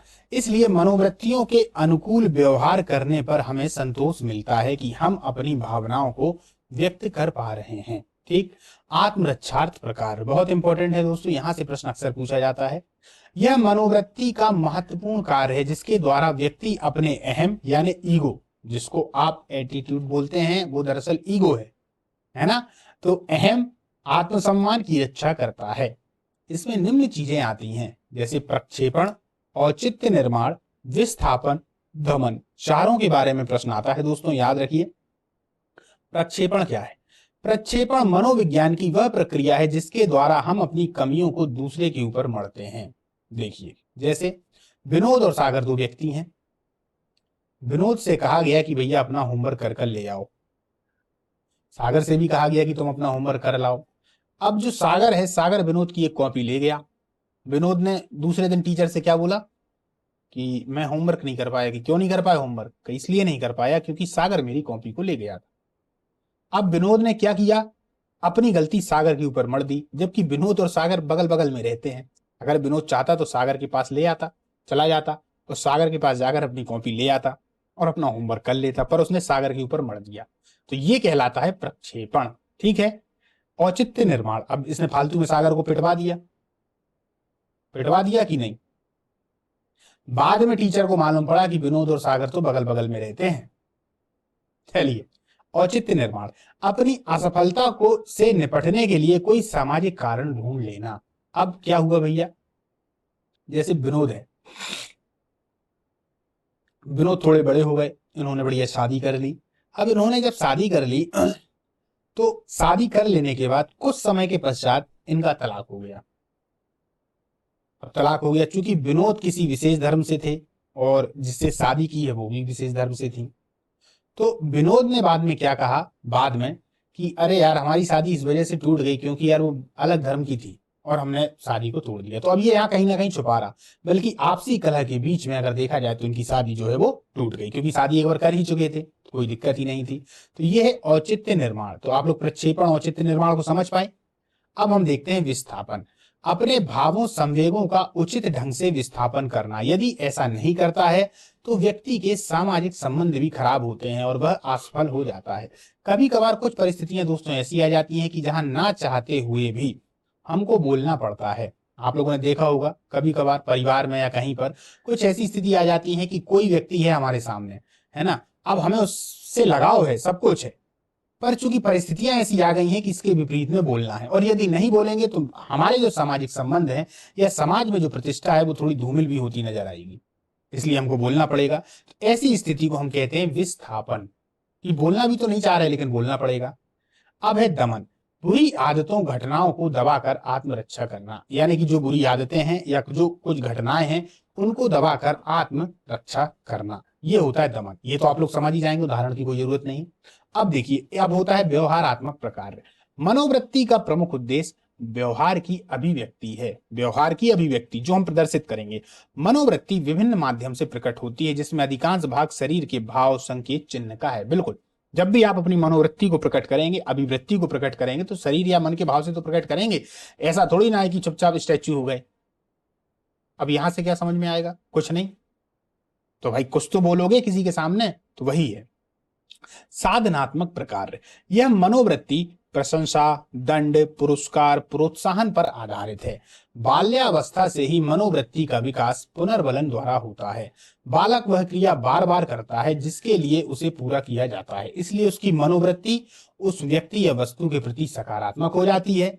यह दंड आधारित नकारात्मक मनोवृत्ति का विकास हो जाता है। जैसे कोई छोटा सा बच्चा है, आप उससे बोलते हैं कि अगर तुमने होमवर्क कर लिया तो चलो तुम्हारे लिए चॉकलेट दिलाएंगे। हम लोग भी प्राय अपने घर में अपने बच्चों से बोलते हैं कि यदि आपने आज इतने समय में ये पूरा होमवर्क कर लिया तो आपको एक चॉकलेट गिफ्ट में मिलेगी। तो उसको एक पुरस्कार की बात आ गई उसके मन में कि यार कुछ मिलेगा, चॉकलेट मिल जाएगी, कर लिया जाए।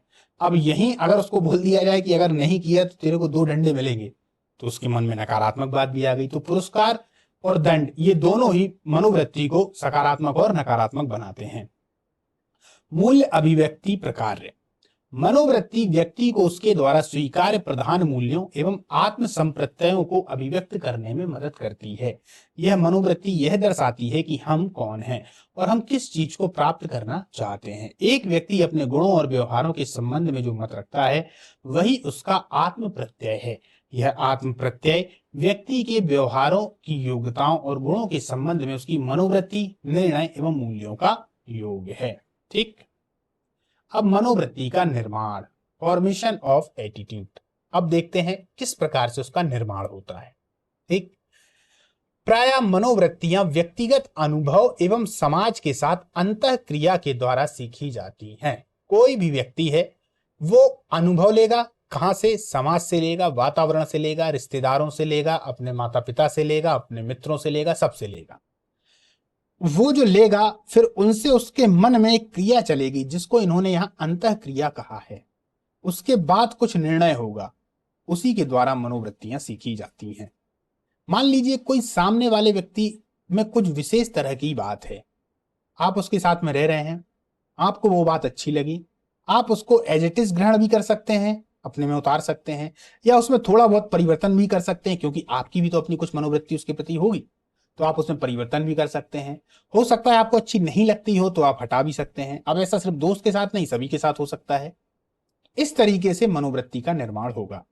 साथ ही कुछ आनुवांशिक कारक भी मनोवृत्ति के निर्माण में छोटी किंतु महत्वपूर्ण भूमिका निभाते हैं। ये बहुत जरूरी, आनुवांशिक कारण ये भी है, ऐसा माना गया है। विशेषज्ञ ऐसा कहते हैं कि आनुवांशिक कारण भी, जो पिताजी के अंदर कुछ ऐसी बातें रही होंगी और फिर जो माता के अंदर कुछ बातें रही होंगी, इसके बाद इन दोनों के अंदर की कुछ बातें बच्चे के अंदर आनुवांशिक तौर पर आ ही जाती हैं। इसको भी हम कहते हैं, है ना। मनोवृत्ति के निर्माण को निम्नलिखित कारकों एवं प्रक्रियाओं के अंतर्गत समझा जा सकता है। अब समझते हैं। 1990 के पहले ऐसा माना जाता था कि समान मनोवृत्तियां समाजीकरण के माध्यम से सीखी जाती हैं, परंतु इसके बाद अनुसंधान के बाद निष्कर्ष यह निकाला गया कि सीमित मात्रा में आनुवांशिक कारकों की भी भूमिका होती है। जैसे समरूपी जुड़वा बच्चों की आदतें असमरूपी जुड़वा बच्चों की आदतों की अपेक्षा ज्यादा सह संबंध वाली होती हैं। बिल्कुल, दो जुड़वा व्यक्तियों को आप देखेंगे तो उनके बीच की जो हरकतें हैं, और इसके बाद आप कोई दो और व्यक्तियों को देखेंगे जो एक ही माँ के हैं, तो इन दोनों की हरकतें, तो जो दो जुड़वा वाले थे उनकी हरकतें आपस में मिलती जुलती हुई दिखेंगी, पर जो दो व्यक्ति वो थे उनकी जो हरकतें हैं वो आपस में मिलती जुलती उतनी नहीं दिखती जितनी इनकी दिखती हैं। तो यहां पर यही बताया गया है। यह याद रहे कि जो मनोवृत्तियां आनुवांशिक होती हैं उनमें परिवर्तन करना सीखी हुई मनोवृत्तियों में परिवर्तन करने की तुलना में कठिन होता है। भाई आनुवांशिक है, वो तो डीएनए में ही है, तो परिवर्तन करना तो मुश्किल ही होगा। सीखी गई मनोवृत्तियों की तुलना में आनुवांशिक मनोवृत्तियों का व्यवहार पर ज्यादा गहरा और तीव्र प्रभाव होता है। ज्ञानवर्धक पुस्तकों एवं महान व्यक्तित्व की जीवनी और उपदेश पढ़ने से भी जीवन और समाज के प्रति सकारात्मक मनोवृत्ति विकसित होती है। बिल्कुल, अब जैसे कि आजकल अगर देखा जाए तो महान पुस्तकें, महान व्यक्तित्व आदमी कम ही देखा करता है, या तो विद्यार्थी देखते हैं जो अधिकतम पढ़ाई वाले होते हैं, और जो नव युवक हैं या नई पीढ़ी है उनमें अधिकतम अगर देखा जाए तो उनका इन चीजों से कोई मतलब ही नहीं होता, और वो लोग इन पर कभी ध्यान ही नहीं देते, ऊपर से कमेंट और गलत गलत कर दिया करते हैं, ऐसे होते हैं। तो जब वो ज्ञान की बातें, अच्छी बातें आदमी के दिमाग में नहीं आएंगी तो मनोवृत्ति फिर उसके अनुकूल कैसे होगी, है ना। मनोवृत्ति तो फिर प्रतिकूल वाली हो जाएगी, है ना। अब किसी का ध्यान हनी सिंह की ओर ज्यादा जा रहा है, गानों के ऊपर जा रहा है, रैप के ऊपर जा रहा है, ठीक है, वो चीजें सही हैं, उनका जो एक अलग स्थान है तो वो सही है, पर यदि विद्यार्थी जीवन है तो विद्यार्थी जीवन में तो इन चीजों से दूर ही रहना चाहिए, एक तरीके से देखा जाए, है ना। तो देखिए, अच्छी पुस्तकों के अध्ययन से मनोवृत्ति के निर्माण पर असर पड़ता है। जैसे सुनिएगा, मुंशी प्रेमचंद की रचनाओं को पढ़ने से उपदेशात्मक मनोवृत्ति का निर्माण होगा, उपदेशात्मक, उपदेशों से संबंधित। जबकि राष्ट्र कवि रामधारी सिंह दिनकर की कविताओं को पढ़ने से मन में उत्साह और राष्ट्र के प्रति प्रेम जगता है। आप जिसकी भी जैसी भी पुस्तक पढ़ते हैं, इसीलिए तो हमारे जो बड़े बुजुर्ग तक कह गए कि अध्ययन करो, अच्छी अच्छी पुस्तकें पढ़ो। खास तौर पर एक शब्द आता है कि हड्डियों के पास बैठो। हड्डियों से मतलब होता है बुजुर्गों के पास में बैठो, क्योंकि एक बुजुर्ग आपको वो अनुभव दे देगा जो वास्तविक जीवन से संबंधित है, क्योंकि आपको भी एक दिन बुजुर्ग होना है, और आप जब उससे अनुभव ले लेते हैं तो उसने जो गलतियां की हुई हैं या जो गलतियां आपको नहीं करना है वो बता रहा है, आप एक कदम आगे की ओर चल जाते हैं जीवन को जीने की दिशा में। पुस्तकें पढ़ना, ये सब, ये जो होता है एक तरीके से। अब जैसे राष्ट्र कवि जो रामधारी सिंह दिनकर हैं, इनकी आपने बहुत सारी पढ़ी होंगी, जैसे उर्वशी है ना, एक तरीके से देखा जाए तो उनकी एक रस भी रथी है। इन सबको पढ़ने से उत्साह आता है। और जबकि हम अगर प्रेमचंद की रचनाओं को पढ़ेंगे तो ये उपदेश उपदेश टाइप के हैं, कि उपदेश मिलते हैं कि किस तरीके से कार्य करना चाहिए।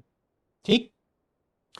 व्यक्ति के शील गुणों का भी प्रभाव मनोवृत्ति के निर्माण पर पड़ता है। जैसे जो व्यक्ति परिश्रमी, दृढ़ और विश्वसनीय होते हैं, उन्हें अपने कर्तव्य के संपादन की प्रवृत्ति प्रबल होती है। बिल्कुल।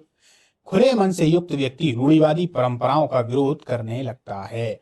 जो व्यक्ति खुले मन का होता है, उदाहरण के तौर पर मैं बता दूं आपको, जैसे ओशो हैं, या ओशो के जितने भी अनुयायी हैं या उनके समर्थक हैं, ये नहीं कह सकते कि वो दृढ़ हो, विश्वसनीय हो, पर उनका मन जो है वो एक तरीके से खुला हुआ है। मन खुला है तो वो जो पुरानी रूढ़िवादिताएं हैं, पुरानी परंपराएं हैं, उनका विरोध भी करने लगते हैं। और जो दृढ़ होगा, परिश्रमी होगा, वो आज के समय की, आज की परिस्थितियों के अनुसार अपने कार्य को कर लेगा। ठीक। समूह का दबाव भी मनोवृत्ति के निर्माण में मुख्य भूमिका निभाता है। यह 3 प्रकार के होते हैं। अब इन समूह को देखें, यहां से प्रश्न आते हैं दोस्तों। जैसे प्राथमिक समूह। प्राथमिक समूह के सदस्यों में अतरंगता और घनिष्ठता होती है। संबंध प्रत्यक्ष व अनौपचारिक होते हैं, जिसमें कुल के अनुसार परिवार, क्रीड़ा समूह, पड़ोस शामिल होते हैं। ये प्राथमिक समूह है। ये मनोवृत्ति के एक तरीके से देखा जाए तो निर्माण में सहायक होंगे। जैसे परिवार हो गया, क्रीड़ा समूह जब बाहर खेलने जाते हैं, पड़ोस हो गया, ये सब शामिल होते हैं। द्वितीय समूह में कौन आएगा? द्वितीय समूह में संबंध औपचारिक होते हैं, जिनके अपने मूल्य, मानदंड, विश्वास होते हैं, जिनका पालन करना सदस्यों का दायित्व या कर्तव्य होता है। पहले वाला कैसा था कि अतरंगता और घनिष्ठता है, यहां पालन करना कोई भी चीज का अनिवार्य नहीं है, अनौपचारिक है, औपचारिक नहीं है। पर दूसरे वाले में शब्द औपचारिक लग गया दोस्तों। अब होगा क्या, अब समझना। जैसे राजनीतिक दल, अब जैसे आप किसी राजनीतिक दल में है, किसी व्यापारी संगठन में है, किसी मजदूर संगठन में है, तो मजदूर के जो अध्यक्ष होंगे और सर्वसम्मति से जो जो बातें बताई गई हैं, जो जो बातें मानी गई हैं, वो आपको भी माननी पड़ेंगी। तो यहां पर दायित्व या कर्तव्य होता है, यानी कि एक तरीके से दायित्व आ गया, कर्तव्य आ गया, मानना पड़ेंगी। पहले वाले में मानना जरूरी नहीं था, फिर भी आप देखते हैं तो आप मान के चलते हैं और मनोवृत्ति आपकी विकसित होती जाती है। फिर है संदर्भ समूह। सामान्यतः एक ऐसे समूह को संदर्भ समूह की संज्ञा दी जाती है या नाम दिया जाता है, जिसके साथ व्यक्ति अपना समीकरण बैठाता है अथवा समीकरण बैठाने की आकांक्षा रखता है, तथा इसके अनुसार एक व्यक्ति अपने मूल्य, विश्वासों में मनोवृत्ति को डालने का प्रयास करता है और उसी के अनुसार अपनी मनोवृत्तियों को निर्देशित करता है। इस संदर्भ समूह का प्रयोग सर्वप्रथम 1942 में हाईमैन ने किया था। अब समझिए, जैसे एमबीबीएस करने वाले छात्र प्रथम सेमेस्टर से ही अपने आप की पहचान कर डॉक्टर के समूह से जुड़ने लगते हैं, जबकि अभी वह डॉक्टर बने नहीं हैं। जैसे आप लोग पीएससी की तैयारी कर रहे हैं, बहुत सारे लोग ऐसा मन में सोचते होंगे कि भैया अब वो डिप्टी कलेक्टर या डीएसपी बन चुके हैं, बस पढ़ना है, उसके बाद तो पद मिल ही जाएगा। या मन में सोच लेते हैं कि हम बन ही गए। आप सपने तो देखते ही होंगे। यही है संदर्भ समूह। अपने आप को दूसरे के साथ अपनी बुद्धि के माध्यम से कुछ समीकरणों के द्वारा बिठा लेना, यही है संदर्भ समूह। एक जगह आप नॉर्मल गए हो तो मनोवृत्ति आ रही है, वहां अनौपचारिक है। द्वितीय समूह में औपचारिक है, क्योंकि किसी संगठन विशेष से जुड़े हैं। तीसरा संदर्भ समूह है, क्योंकि ये मन में चल रहा है और चूंकि आपने वहां पर मान लिया है तो अपने आप को उससे जोड़ लिया है। क्लियर है? अब है प्रेक्षणात्मक अधिगम। ये क्या है? यह सिद्धांत अल्बर्ट बांदुरा के द्वारा प्रतिपादित किया गया है। मनोवृत्ति सीखने की प्रक्रिया में अन्य व्यक्तियों के व्यवहार का अवलोकन, सुनिएगा, मनोवृत्ति सीखने की प्रक्रिया में अन्य व्यक्तियों के व्यवहारों का अवलोकन गहरी भूमिका निभाता है। यह प्रक्रिया सतत चलती रहती है। सर्वाधिक प्रभाव यह बचपन में देखा जाता है। जैसे यह प्रेक्षणात्मक अधिगम है, समझिएगा, माता पिता के द्वारा बड़ों के प्रति आदर और सम्मान प्रकट करने के व्यवहार को देखकर बच्चा भी बड़ों के प्रति एक सम्मान पूर्वक मनोवृत्ति विकसित कर लेता है।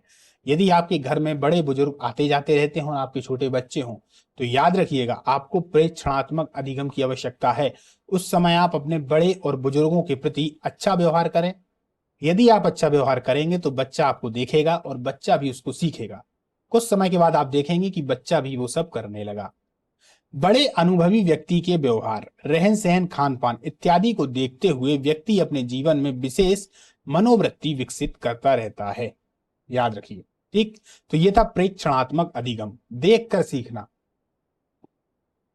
अब इसको एक बार समझने का प्रयास करिए। यदि कोई स्त्री किसी मंदिर को देखकर श्रद्धा से हाथ जोड़ लेती है और बच्चा मां को देखकर उसकी क्रिया का अनुसरण करता है, तो यह क्रिया बार बार दोहराने का परिणाम होगा कि आगे चलकर बच्चा मंदिर को देखते ही हाथ जोड़ने की क्रिया करने लगेगा। आप में से बहुत सारे ऐसे व्यक्ति होंगे जिन्होंने अपने माता पिता को बचपन में कहीं ना कहीं मंदिर के सामने माथा टेकते या हाथ जोड़ते हुए देखा होगा। तो आप भी जोड़ने लगे होंगे और हो सकता है आज भी आप उसी तरीके से हाथ जोड़ते हो, पैर पड़ते हो। ये आपके मन में एक आ गया, एक तरीके से ये अपने आप हो गया।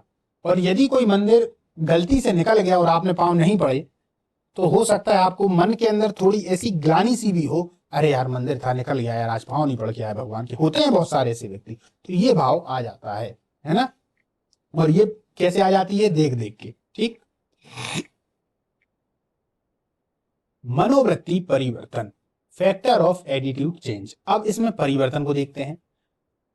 मनोवृत्ति एक बार निर्मित हो जाने पर उसमें परिवर्तन होना कठिन होता है, लेकिन मनोवृत्ति सीखी जाती है, इसलिए नई सीख के द्वारा उसको बदला भी जा सकता है।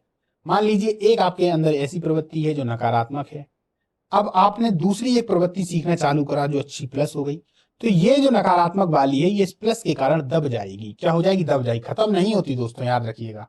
प्रवृत्ति जो एक बार चली गई वो खत्म नहीं होती है ना। ये जो दूसरी वाली है ये बढ़ती चली जाएगी, तो इसका प्रभाव कम होता चला जाएगा। मनोवृत्ति में परिवर्तन निम्न कारकों पर निर्भर करता है। कैसे होगा? देखिए, जो व्यक्ति संदेश देता है वह संचालक कहलाता है। जो व्यक्ति संदेश देगा, मनोवृत्ति बदलने की संभावना तब सबसे अधिक होती है जब संदेश किसी विशेष व्यक्ति के द्वारा दिया जाए जो आकर्षक, ईमानदार, विश्वसनीय, सत्यनिष्ठ एवं संदेश ग्रहण करने वाले व्यक्ति के जैसे होता हो। जैसे भारत के प्रधानमंत्री श्री नरेंद्र दामोदर दास मोदी। भाइयों बहनों, अपने पहनावे में, ऐसे ही बोलते हैं ना, वो अपने पहनावे में एक विशेष प्रकार का जैकेट पहनते हैं तो उनके व्यक्तित्व में निखार आता है। ऐसे अनुयायियों की सोच है। फिर अनुयायी भी अपने व्यक्तित्व निखार के लिए मोदी जी के पहनावे का अनुसरण प्रारंभ कर देते हैं। बिल्कुल, जैसे मान लीजिए मोदी जी हैं तो उनका एक विशेष पहनावा है, आप लोगों ने देखा होगा, है ना। वो अधिकतम जो कुर्ता वगैरह पहनते हैं वो इतने हाथ का रहता है। अब वो जो कुर्ता पहनते हैं तो बहुत सारे ऐसे राजनीतिज्ञ हैं या बहुत सारे नॉर्मल व्यक्ति भी हैं कि उनको देखकर उसको अक्सर पहनते हैं।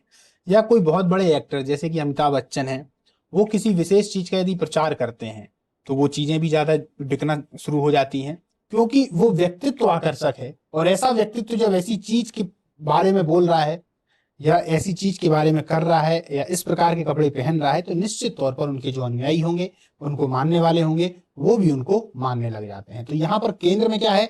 व्यक्ति का व्यक्तित्व या आकर्षक व्यक्तित्व। यहीं पर ये वाली बात कही जा रही है। उम्मीद है समझ पाए होंगे आप। तो ये मनोवृत्ति परिवर्तन के लिए महत्वपूर्ण है।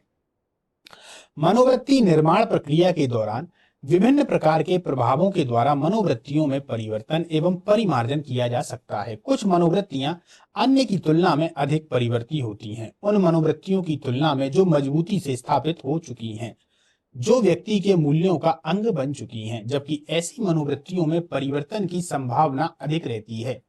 किनमें? जो अभी भी निर्माण के क्रम में है। जो निर्माण के क्रम में उनको बदला जा सकता है, पर जो स्थायी हो गई तो हो गई। मनोवृत्तियों में परिवर्तन संगत अथवा असंगत से हो सकता है। यदि मनोवृत्ति सकारात्मक से और अधिक सकारात्मक या नकारात्मक से और अधिक नकारात्मक होती है ना। देखिए, जैसे कि आपके अवचेतन मन में एक बात है कि आप तैरना जानते हैं। अब आप सोचें कि मैं एक नदी में, जिसको आप तैर के आसानी से पार कर सकते हैं, मैं इस नदी में डूब के मर जाऊं, तो आप कितना प्रयास करेंगे कि मैं इसमें डूब जाऊं? आप डूबेंगे नहीं, क्योंकि आपको तैरना आता है। आप चाह तो रहे हैं कि मर जाऊं, पर आप मर नहीं सकते। आप बार बार पानी के बाहर निकल आएंगे, क्योंकि मरना आसान होता नहीं है। और यदि आपको तैरना नहीं आता है तो आप उसी नदी में आराम से डूब जाएंगे। क्योंकि आपके अवचेतन मन में तैरना आता है तो आप डूब ही नहीं सकते, है ना।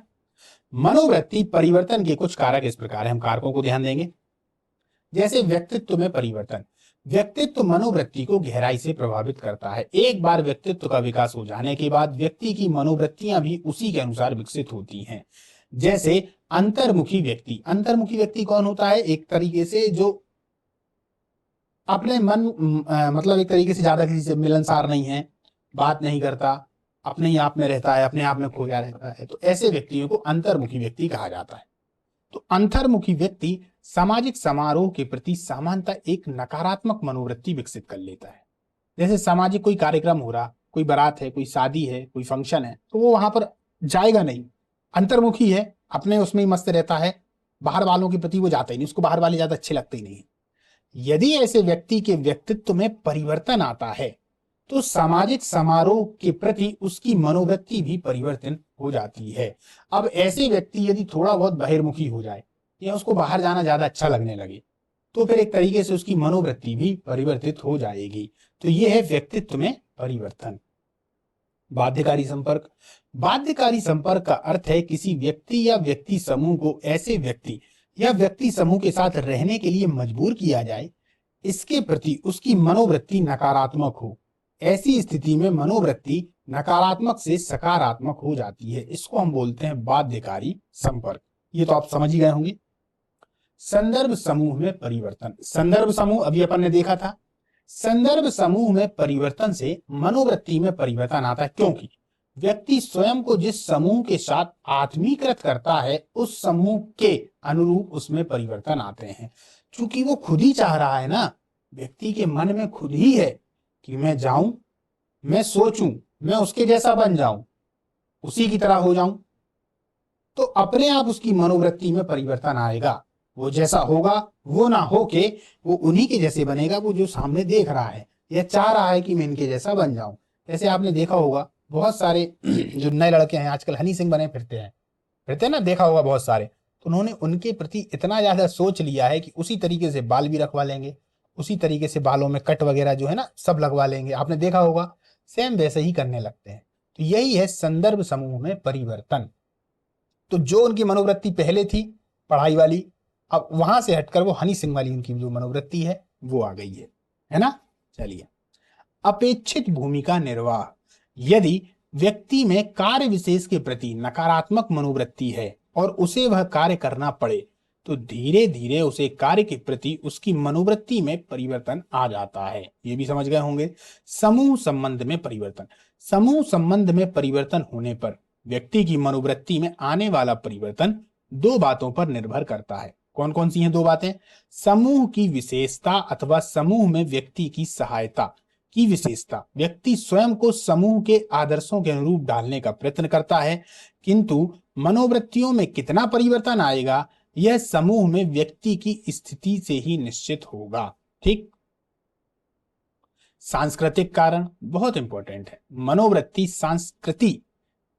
संस्कृति से व्यापक रूप से प्रभावित होती है। अलग अलग संस्कृतियों के लोग समान विषय पर अलग अलग मनोवृत्ति रखते हैं, परंतु समय के साथ संस्कृतियों भी परिवर्तित होती हैं और इसी के साथ मनोवृत्ति में परिवर्तन आता है। बिल्कुल।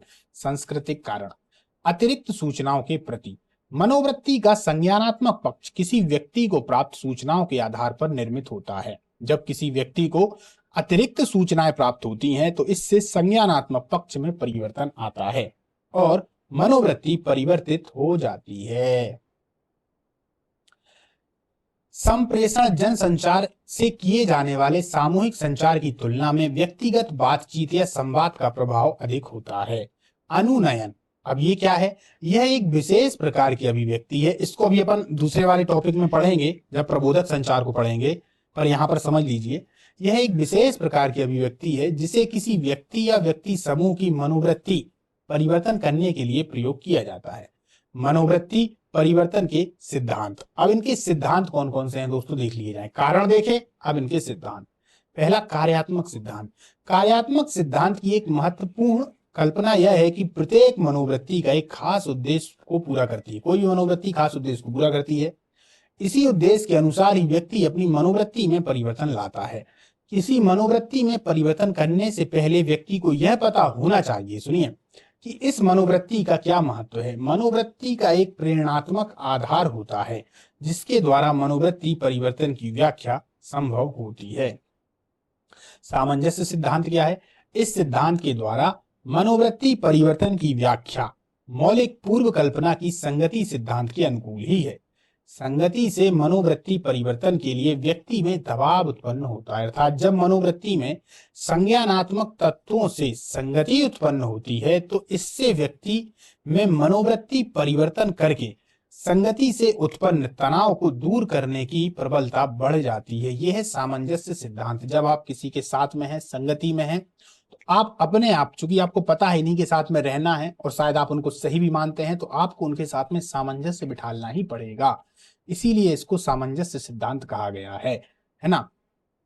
सामंजस्य सिद्धांत के अनुसार दो संज्ञानात्मक तत्व जो आपस में संबंधित हैं, ये सामान्य नहीं, सामंजस्य है, ये आधा सा है, ठीक है। सिद्धांत के अनुसार दो संज्ञानात्मक तत्व जो आपस में संबंधित होते हैं, दोनों में परिवर्तन होता है ताकि सामंजस्य में वृद्धि हो सके तथा मनोवृत्ति परिवर्तन का स्वरूप स्थिर हो सके। इस प्रकार परिवर्तन का परिणाम व्यक्ति के संज्ञानात्मक क्षेत्र में एक सामंजस्य स्थापित करता है। सामाजिक अधिगम सिद्धांत मनोवृत्ति परिवर्तन के सामाजिक अधिगम या सीखना सिद्धांत का विकास शास्त्रीय अनुबंधों तथा संशोधनात्मक अनुबंधों के पुनर्बलन नियमों पर आधारित है। सामाजिक अधिगम का सिद्धांत, इस नियम के अनुसार सुनिए, यदि एक स्वाभाविक उद्दीपक जैसे भोजन के साथ दूसरा तटस्थ दीपक जैसे घंटी को बजाया जाता है तो कुछ प्रयास के बाद इस तटस्थ उद्दीपक के द्वारा स्वाभाविक अनुक्रिया जैसे ये लार निकलना जो सिर्फ स्वाभाविक उद्दीपक के प्रति होती है उत्पन्न होने लगती है। अब ये वाली बात आपको समझ में नहीं आई होगी, मैं आपको समझा देता हूँ। सामाजिक अधिगम सिद्धांत इस बात पर है कि यदि आप देखिए जैसे स्कूल में पढ़ रहे होते हैं, अब स्कूल में पढ़ने के बाद में आपको पता है कि 12 बजे आपका लंच होना है। कितने बजे? दिन में 12 बजे लंच होना है। आप पढ़ाई कर रहे हैं, अब 12 बजे एक घंटी बजती है। क्या बजती है? घंटी बजती है। तो आपको मालूम है कि भैया अब अपन लंच करेंगे। तो अब ये घंटी जब रोज बजेगी तो ये स्वाभाविक सी बात है दोस्तों कि कहीं ना कहीं आपके मुंह में वो लार आ जाएगी। लार का मतलब है आप खाने के प्रति ज्यादा आकर्षित हो जाएंगी। भैया घंटी बज गई, भूख लगी, अब खाना जाना है ना। स्कूल टाइम में आप लोगों ने भी किया होगा। तो ये सिद्धांत इसी से संबंधित है, सामाजिक अधिगम का सिद्धांत। बार बार घंटी बजेगी, हर दिन बजती है तो हर दिन आपके संग वैसा ही होता है। तो इस तरीके से मनोवृत्ति परिवर्तन भी होता है। अब आप इसको पढ़ेंगे तो आपको समझ में आएगा। यहां पर उद्दीपक और दीपक इस तरीके से इन्होंने इसको बताने का प्रयास किया है, पर जो मैंने यहां आपको बताया वो एकदम सरल है, समझ जाइएगा। संतुलन के समप्रत्यय का सिद्धांत, इसे POX त्रिकोण के रूप में भी व्यक्त किया जाता है।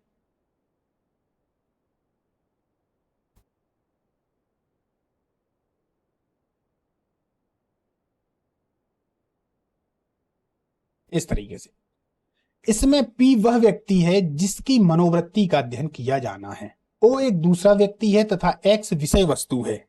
ये जो है ये विषय वस्तु है, ठीक है, जिसके प्रति अभिव्यक्ति का अध्ययन करना है। यह भी संभव है कि तीनों व्यक्ति ही हो सकता है X कोई व्यक्ति हो, वस्तु हो, कुछ भी हो सकता है, ठीक है। PO मनोवृत्ति तो एक मनोवृत्ति तथा PX मनोवृत्ति के बीच एक संतुलन की स्थिति अवस्था होती है। बिल्कुल मान लीजिए, तो मनोवृत्ति में परिवर्तन होता है। अतः मनोवृत्ति में संतुलन की दिशा में परिवर्तन होता है। जब संतुलन होगा तब परिवर्तन होगा। संतुलन तब पाया जाता है जब POX त्रिकोण तीनों भुजाएं नकारात्मक होती हैं, दो भुजाएं सकारात्मक एवं एक भुजा नकारात्मक होती है। संतुलन तब पाया जाता है जब तीनों भुजाएं सकारात्मक हों या तो तीनों भुजाएं सकारात्मक हो जाएं, इस तरीके से तीनों भुजाएं हो जाएं, या दो भुजाएं नकारात्मक और एक भुजा सकारात्मक हो जाए, या ये दो भुजाएं जो हैं वो हो जाएं क्या? नकारात्मक। मान लीजिए नकारात्मक को मैं गोल से दिखा रहा हूं और एक सकारात्मक रहे तो भी परिवर्तन संभव होता है। ये होता है POX मॉडल, ठीक है। जब हम उत्तर लेखन करेंगे तब इस POX मॉडल को किस तरीके से लिखना है और किस तरीके से समझना है बताएंगे, ठीक है। आगे चलते हैं। बहुत सारे लोगों को शायद ये भी समझ में नहीं आया हो, पर ये जो नीचे वाली लाइन है इनको पढ़ेंगे तो आपको समझ में आएगा। इसको मैं यहाँ पर इसलिए नहीं लेने आ रहा हूं दोस्तों, क्योंकि अगर इसको मैं ले आया तो इसको काफी समय लग जाएगा इसको समझाने में, और फिर जो पूरी क्लास है वो नहीं हो पाएगी। ठीक, या फिर हम ऐसा कर लेंगे कि ये जो पीओएक्स सिद्धांत है इसको हम दूसरी वाली क्लास में ले आएंगे, क्योंकि अब जो दूसरी क्लास है वो प्रबोधक संचार की क्लास है, वो छोटी क्लास है। ठीक है, उसमें हम इसको लेके आएंगे लास्ट में, क्लियर, तो वहां पे अपन इसको अच्छे से समझ लेंगे। मनोवृत्ति परिवर्तन का विसंदिग्धता सिद्धांत। विसंदिग्धता सिद्धांत एक बहुत तर्कसंगत विचार के साथ प्रारंभ होता है। लोग असंगत पसंद नहीं करते। जब यह होता है तो हमें तकलीफ होती है। बिल्कुल, हम उन्हीं को अधिकतम पसंद करते हैं जो हमारे विचारों जैसे हैं, संगत प्रतीत होते हैं, लगता है कि हमारे जैसे हैं। जो नहीं होते उनको अधिकतम आदमी पसंद नहीं करता।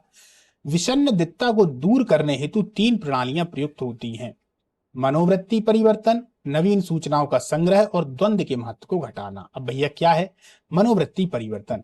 मनोवृत्ति परिवर्तन करने से संज्ञानात्मक तत्वों की विसंदिग्धता कम हो जाती है। देखिए, एक 50 वर्षीय व्यक्ति निरंतर पाबंदी के साथ ऑफिस जाता है, जिससे उसे ग्रहण है। विसंदिग्धता को घटाने के लिए या तो वह खुद को आश्वस्त कर सकता है कि वास्तव में वह अपनी नौकरी से घृणा नहीं करता, अथवा नौकरी छोड़ देगा। जैसे कोई व्यक्ति है 50 वर्षीय, वो रोज जा रहा है, अब परेशान है, वो विसंदिग्धता उसके मन में है बार बार, तो अब 2 कंडीशन है उसके पास में, या तो भाई नौकरी करता रहे, एक्सेप्ट कर ले, स्वीकार कर ले कि भैया परिस्थितियां ऐसी ही हैं, या फिर उन परिस्थितियों से हटने के लिए खुद तो उसको रहना है, नौकरी ही छोड़ दे, है ना। अक्सर देखा गया है कि व्यक्ति नौकरी को नहीं छोड़ता, वो उसी को स्वीकार कर लेता है। नवीन सूचनाओं का संग्रह। व्यक्ति अपनी मनोवृत्ति के समर्थन में नवीन सूचनाएं जुटाता है। इन नवीन सूचनाओं के द्वारा व्यक्ति आश्वस्त होता है कि वास्तव में कोई समस्या है या असंगति नहीं है। द्वंद्व के महत्व को घटाना, ये बहुत जरूरी है। विसंदिग्धता को समाप्त करने की तीसरी प्रणाली के अंतर्गत है द्वंद्व के महत्व को कम करना। विरोध, जो मन में विरोध होते हैं ना, एक तरीके से किसी के प्रति सकारात्मक नकारात्मक, ये जो द्वंद्व चलते रहते हैं, ये युद्ध चलते रहते हैं, इन्हीं को हटाना, ताकि सुरक्षित रूप से उसकी उपेक्षा कर सके। जैसे एक धूम्रपान एवं मद्यपान करने वाला युवक अपने मन में सोचता है कि धूम्रपान एवं मद्यपान से फेफड़े एवं लीवर खराब हो सकते हैं, किंतु ऐसा होने से पहले देश में परमाणु युद्ध भी हो सकता है। यानी कि एक व्यक्ति सिगरेट पी रहा है, उसको पता भी है कि इससे कैंसर हो सकता है, फेफड़ों का कैंसर हो सकता है, पर फिर भी पी रहा है। अब वो अपने मन में द्वंद्व को हटाने के लिए क्या करेगा कि यार वो सिगरेट भी पिए, उसको कोई समस्या नहीं हो, तो वो कोई ना कोई बहाने ढूंढेगा। क्या कहेगा, अरे नेहरू जी भी तो सिगरेट पिया करते थे, ऐसा बोलेगा। या मन में बोलेगा कि हो सकता है भाई आज ही परमाणु बम गिर जाए, हम सब निपट जाएं, तो इससे अच्छा है पी ही लो, कैंसर तो बाद में होगा। इस तरीके की चीजें करेगा। तो यह है द्वंद्व के महत्व को घटाना। आया समझ में? विरोध जो चल रहे थे उसको ही हटा दिया, कोई कारण देखे। आत्मसात्करण विषमता का सिद्धांत। आत्मसात्करण विषमता का सिद्धांत के अनुसार मनोवृत्ति के उद्देश्य से जब भी व्यक्ति को कोई सूचना दी जाती है तो इसकी प्रभावशीलता इस बात पर आधारित होती है कि व्यक्ति उस सूचना को किस तरह से स्वीकार किया गया है। सूचना प्राप्तकर्ता की वर्तमान मनोवृत्ति, जिसे आंतरिक स्थिर बिंदु कहा जाता है, तथा दी गई सूचना से उत्पन्न मनोवृत्ति में कितना अंतर है, इसको हम क्या बोलते हैं? आत्मसात्करण विषमता का सिद्धांत। अब मनोवृत्ति परिवर्तन में असफलता के कारण, ये भी बहुत जरूरी है। देखिए, अगर व्यक्ति को, विनोद को इस बात का आभास हो जाता है कि उनकी मनोवृत्ति को बदलने का प्रयास किया जाता है, ये विनोद है, विनोद को मालूम पड़ गया यार ये हमारे मन की जो स्थिति है अर्थात जो मनोवृत्ति है उसको बदलने का प्रयास कर रहे हैं, तो विनोद तुरंत अलर्ट हो जाएगा, विनोद के जो कान है वो खड़े हो जाएंगे तुरंत, तथा मानसिक रूप से तैयार हो जाता है और वह प्रभावित नहीं होता। वो समझ जाएगा, उसको मालूम पड़ गया ना कि जानबूझ के हमारी मन की स्थिति, मनोवृत्ति है, उसको बदलने का प्रयास कर रहे हैं। यदि कोई मनोवृत्ति बहुत महत्वपूर्ण है और व्यक्ति स्वयं को उसके माध्यम से परिभाषित करता है, परंतु प्रबोधक के द्वारा उसे बदलने का प्रयास किया जाए, तो वह अपनी मनोवृत्ति को बचाए रखने के लिए उन तर्कों और तथ्यों की अपेक्षा भी करने लगता है। उदाहरण के लिए, मूर्ति पूजा करने वाला व्यक्ति ऐसे तर्कों को नहीं सुनता जो मूर्ति पूजा पर प्रश्न चिन्ह खड़ा करे। ये अपेक्षा नहीं है दोस्तों, उपेक्षा है। ठीक है, ये शब्द गलत प्रयोग हुआ, यहाँ उपेक्षा होना चाहिए था, उपेक्षा करने लगता है ना। कोई भी व्यक्ति है, जैसे कि उसके अपने कुछ विचार हैं, किसी, मान लीजिए चलिए मूर्ति पूजा को लेकर ही उसके अपने विचार हैं, तो यदि आप उसको ऐसे विचार बताएंगे जो मूर्ति पूजा के विरुद्ध में हो या प्रश्न चिन्ह करेंगे, तो वो अपने तर्क देकर आपसे दूर हट जाएगा, वो मानेगा ही नहीं, क्योंकि भाई उसके मन में विश्वास के रूप में बैठी हुई है। अब देखिए, विचार व्यक्ति की मनोवृत्ति बदल सकते हैं। वही विचार यदि बहुत सीमित प्रभाव के साथ पहले ही बता दिए जाएं और उन विचारों के विषय में तर्क भी बता दिया जाए तो यह विचार तक की सीमा तरह कार्य करते हैं, मनोवृत्ति को बदल सकते हैं, मनोवृत्ति को बदल सकते हैं। अब यहां आपको समझने का प्रयास करिएगा इस शब्द को। यदि किसी की मनोवृत्ति को परिवर्तित करना है और उसको विचार के रूप में बता दिया जाए, जैसे कि भैया विवेकानंद जी इस तरीके के विचार करते थे, वो इस तरीके से सोचा करते थे, तो ये कोई कंफर्म नहीं कि वो व्यक्ति भी सोचने लगे। वो ये तो सोचेगा कि विवेकानंद सोचते थे, पर वो स्वयं भी ऐसा सोचने लगे नहीं, तो वो विचार जो है वो विचार तक ही सीमित हो जाते हैं, व्यवहारिक रूप में नहीं आ पाते। ये भी एक असफलता का कारण है। जब व्यक्ति को बता दिया जाता है, आपके जो मनोवृत्ति है उसको परिवर्तन करने के लिए या परिवर्तित करने के लिए वो जान जाता है कि ऐसा हो रहा है, तो विचार आए और विचार तक ही रहे, व्यवहारिक रूप में आ ना सके। यदि किसी मनोवृत्ति को परिवर्तन करने के लिए अत्यधिक दबाव बनाया जाता है तो श्रोता अपनी व्यक्तिगत स्वतंत्रता खतरे में जानकर उसको ऐसा लगता है कि बिना उसकी सहमति के उसके विचारों को परिवर्तित करने का प्रयास किया जा रहा है, जो गलत है। अतः ऐसी स्थिति में भी परिवर्तन असफल हो जाता है। देखिए, बहुत सारे ऐसे नवयुवक होते हैं जिनकी मनोवृत्ति कुछ विशेष चीजों को लेकर विशेष प्रकार से बन गई होती है, जो समाज में एक तरीके से देखा जाए कि दृष्टिकोण से खराब भी होती है, खतरनाक भी होती है।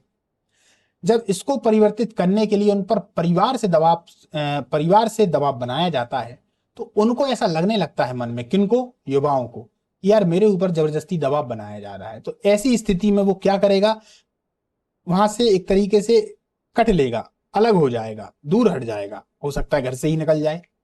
तो यहां भी मनोवृत्ति असफल हो जाती है, क्योंकि उसने अपने मन में इतने अच्छे से बैठा रखा है कि वो अपने आप किसी को, अपने सामने किसी को सही मानता ही नहीं। अब देखिए, अक्सर हम जिनकी मनोवृत्ति को परिवर्तित करने की कोशिश करते हैं उनकी मनोवृत्तियों के विपरीत प्रतीत होने वाली सूचनाओं को यदि वह संदेह की दृष्टि से देखते हैं तो भी मनोवृत्ति परिवर्तन में असफलता ही हाथ लगती है। दोस्तों, इस वाले प्रश्न को अच्छे से करना, मनोवृत्ति परिवर्तन, क्योंकि इससे प्रश्न आते हैं। अब देखिए, मनोवृत्ति का महत्व एवं उपयोगिता, ये अपनी लास्ट स्लाइड है दोस्तों। मनोवृत्ति से सामाजिक समायोजन या अनुकूल का विकास करने में उपयोगी, बिल्कुल देश व दुनिया की समझ के विकास में उपयोगी। अब मनोवृत्ति ही नहीं है ये समझने की देश और दुनिया में क्या हो रहा है, लोग अपनी ही दुनिया में खोए हैं। नए युवक तो कल्पनाओं में ही खोए हैं, है ना, रील्स में ही जीवन जा रहा है, उसी को देखे जा रहे हैं। दिन भर 100 बार अपना व्हाट्सएप स्टेटस देखना है, क्या आया क्या आया, और खुद एक स्टेटस डाल देने के बाद में ये भी देखना है कि किन किन लोगों ने देख लिया। अब ये भी देखना है कि जिन जिन लोगों ने देख लिया है उन लोगों ने क्या क्या सोचा होगा मेरे बारे में। तो अगर सही मनोवृत्ति व्यक्ति के अंदर आएगी तो देश व दुनिया को भी देखेगा, समझेगा क्या चल रहा है क्या नहीं चल रहा, मेरे उपयोग की क्या चीजें हैं। पुरस्कार पाने की चेष्टा एवं दंड से बचाव के उपाय में विकास, बिल्कुल समाज में परिवर्तन का आधार। यदि सभी की सोच ऐसी हो जाए, सबकी तो नहीं हो सकती, लेकिन 100 में से 70% भी यदि ऐसा सोचने लगते हैं या उनकी 70% की मनोवृत्ति इस तरीके से हो जाती है कि नहीं यार, राष्ट्र को आगे बढ़ाना है, खुद का विकास करना है, राष्ट्र का विकास करना है, तो अपने आप समाज में परिवर्तन आना चालू हो जाएगा। पुरानी बातों को छोड़ देना है, क्योंकि पुरानी बातें जो थी वो कहीं ना कहीं उस समय पर प्रासंगिक थी, आज के समय में प्रासंगिक नहीं है। आज हम आधुनिकता के दौर से गुजर रहे हैं, उन चीजों को भी छोड़ देना है ना। मूल्यों के पालन हेतु प्रोत्साहन, स्वयं की नकारात्मकता से रक्षा हेतु, बिल्कुल जब आज व्यक्ति बार बार नकारात्मक हो जाता है, कोई भी कार्य करेगा उसके पहले ही नकारात्मक हो जाएगा, तो मनोवृत्ति परिवर्तन जब हो जाएगा, जब वो छोटी छोटी चीजों में भी रास्ता देखने लगेगा तो सकारात्मकता आ जाएगी। प्रशासनिक कार्यों में दक्षता हेतु, ये आपको बताने की जरूरत नहीं है, ये तो आप लोग अच्छे से ही जानते हैं। सकारात्मक मनोवृत्ति से जन सहभागिता में वृद्धि, ठीक। तो ये सब महत्व और उनकी उपयोगिताएं हैं। तो दोस्तों, आज की अपनी जो क्लास है इसको अपने यहाँ समाप्त करते हैं। मनोवृत्ति से संबंधित जितना भी है वो आपके सामने प्रस्तुत हो चुका है। इसके बाद हम चर्चा करेंगे प्रबोधक संचार पर। जो एक शब्द आया था अनुनयन, वो उसी से संबंधित है और उसको देखेंगे कैसा है क्या नहीं। तो वो यूनिट दूसरे का यूनिट 2.2 है ना, जैसे ये यूनिट 2.1 थी वो यूनिट 2.2 होगी। क्लियर है?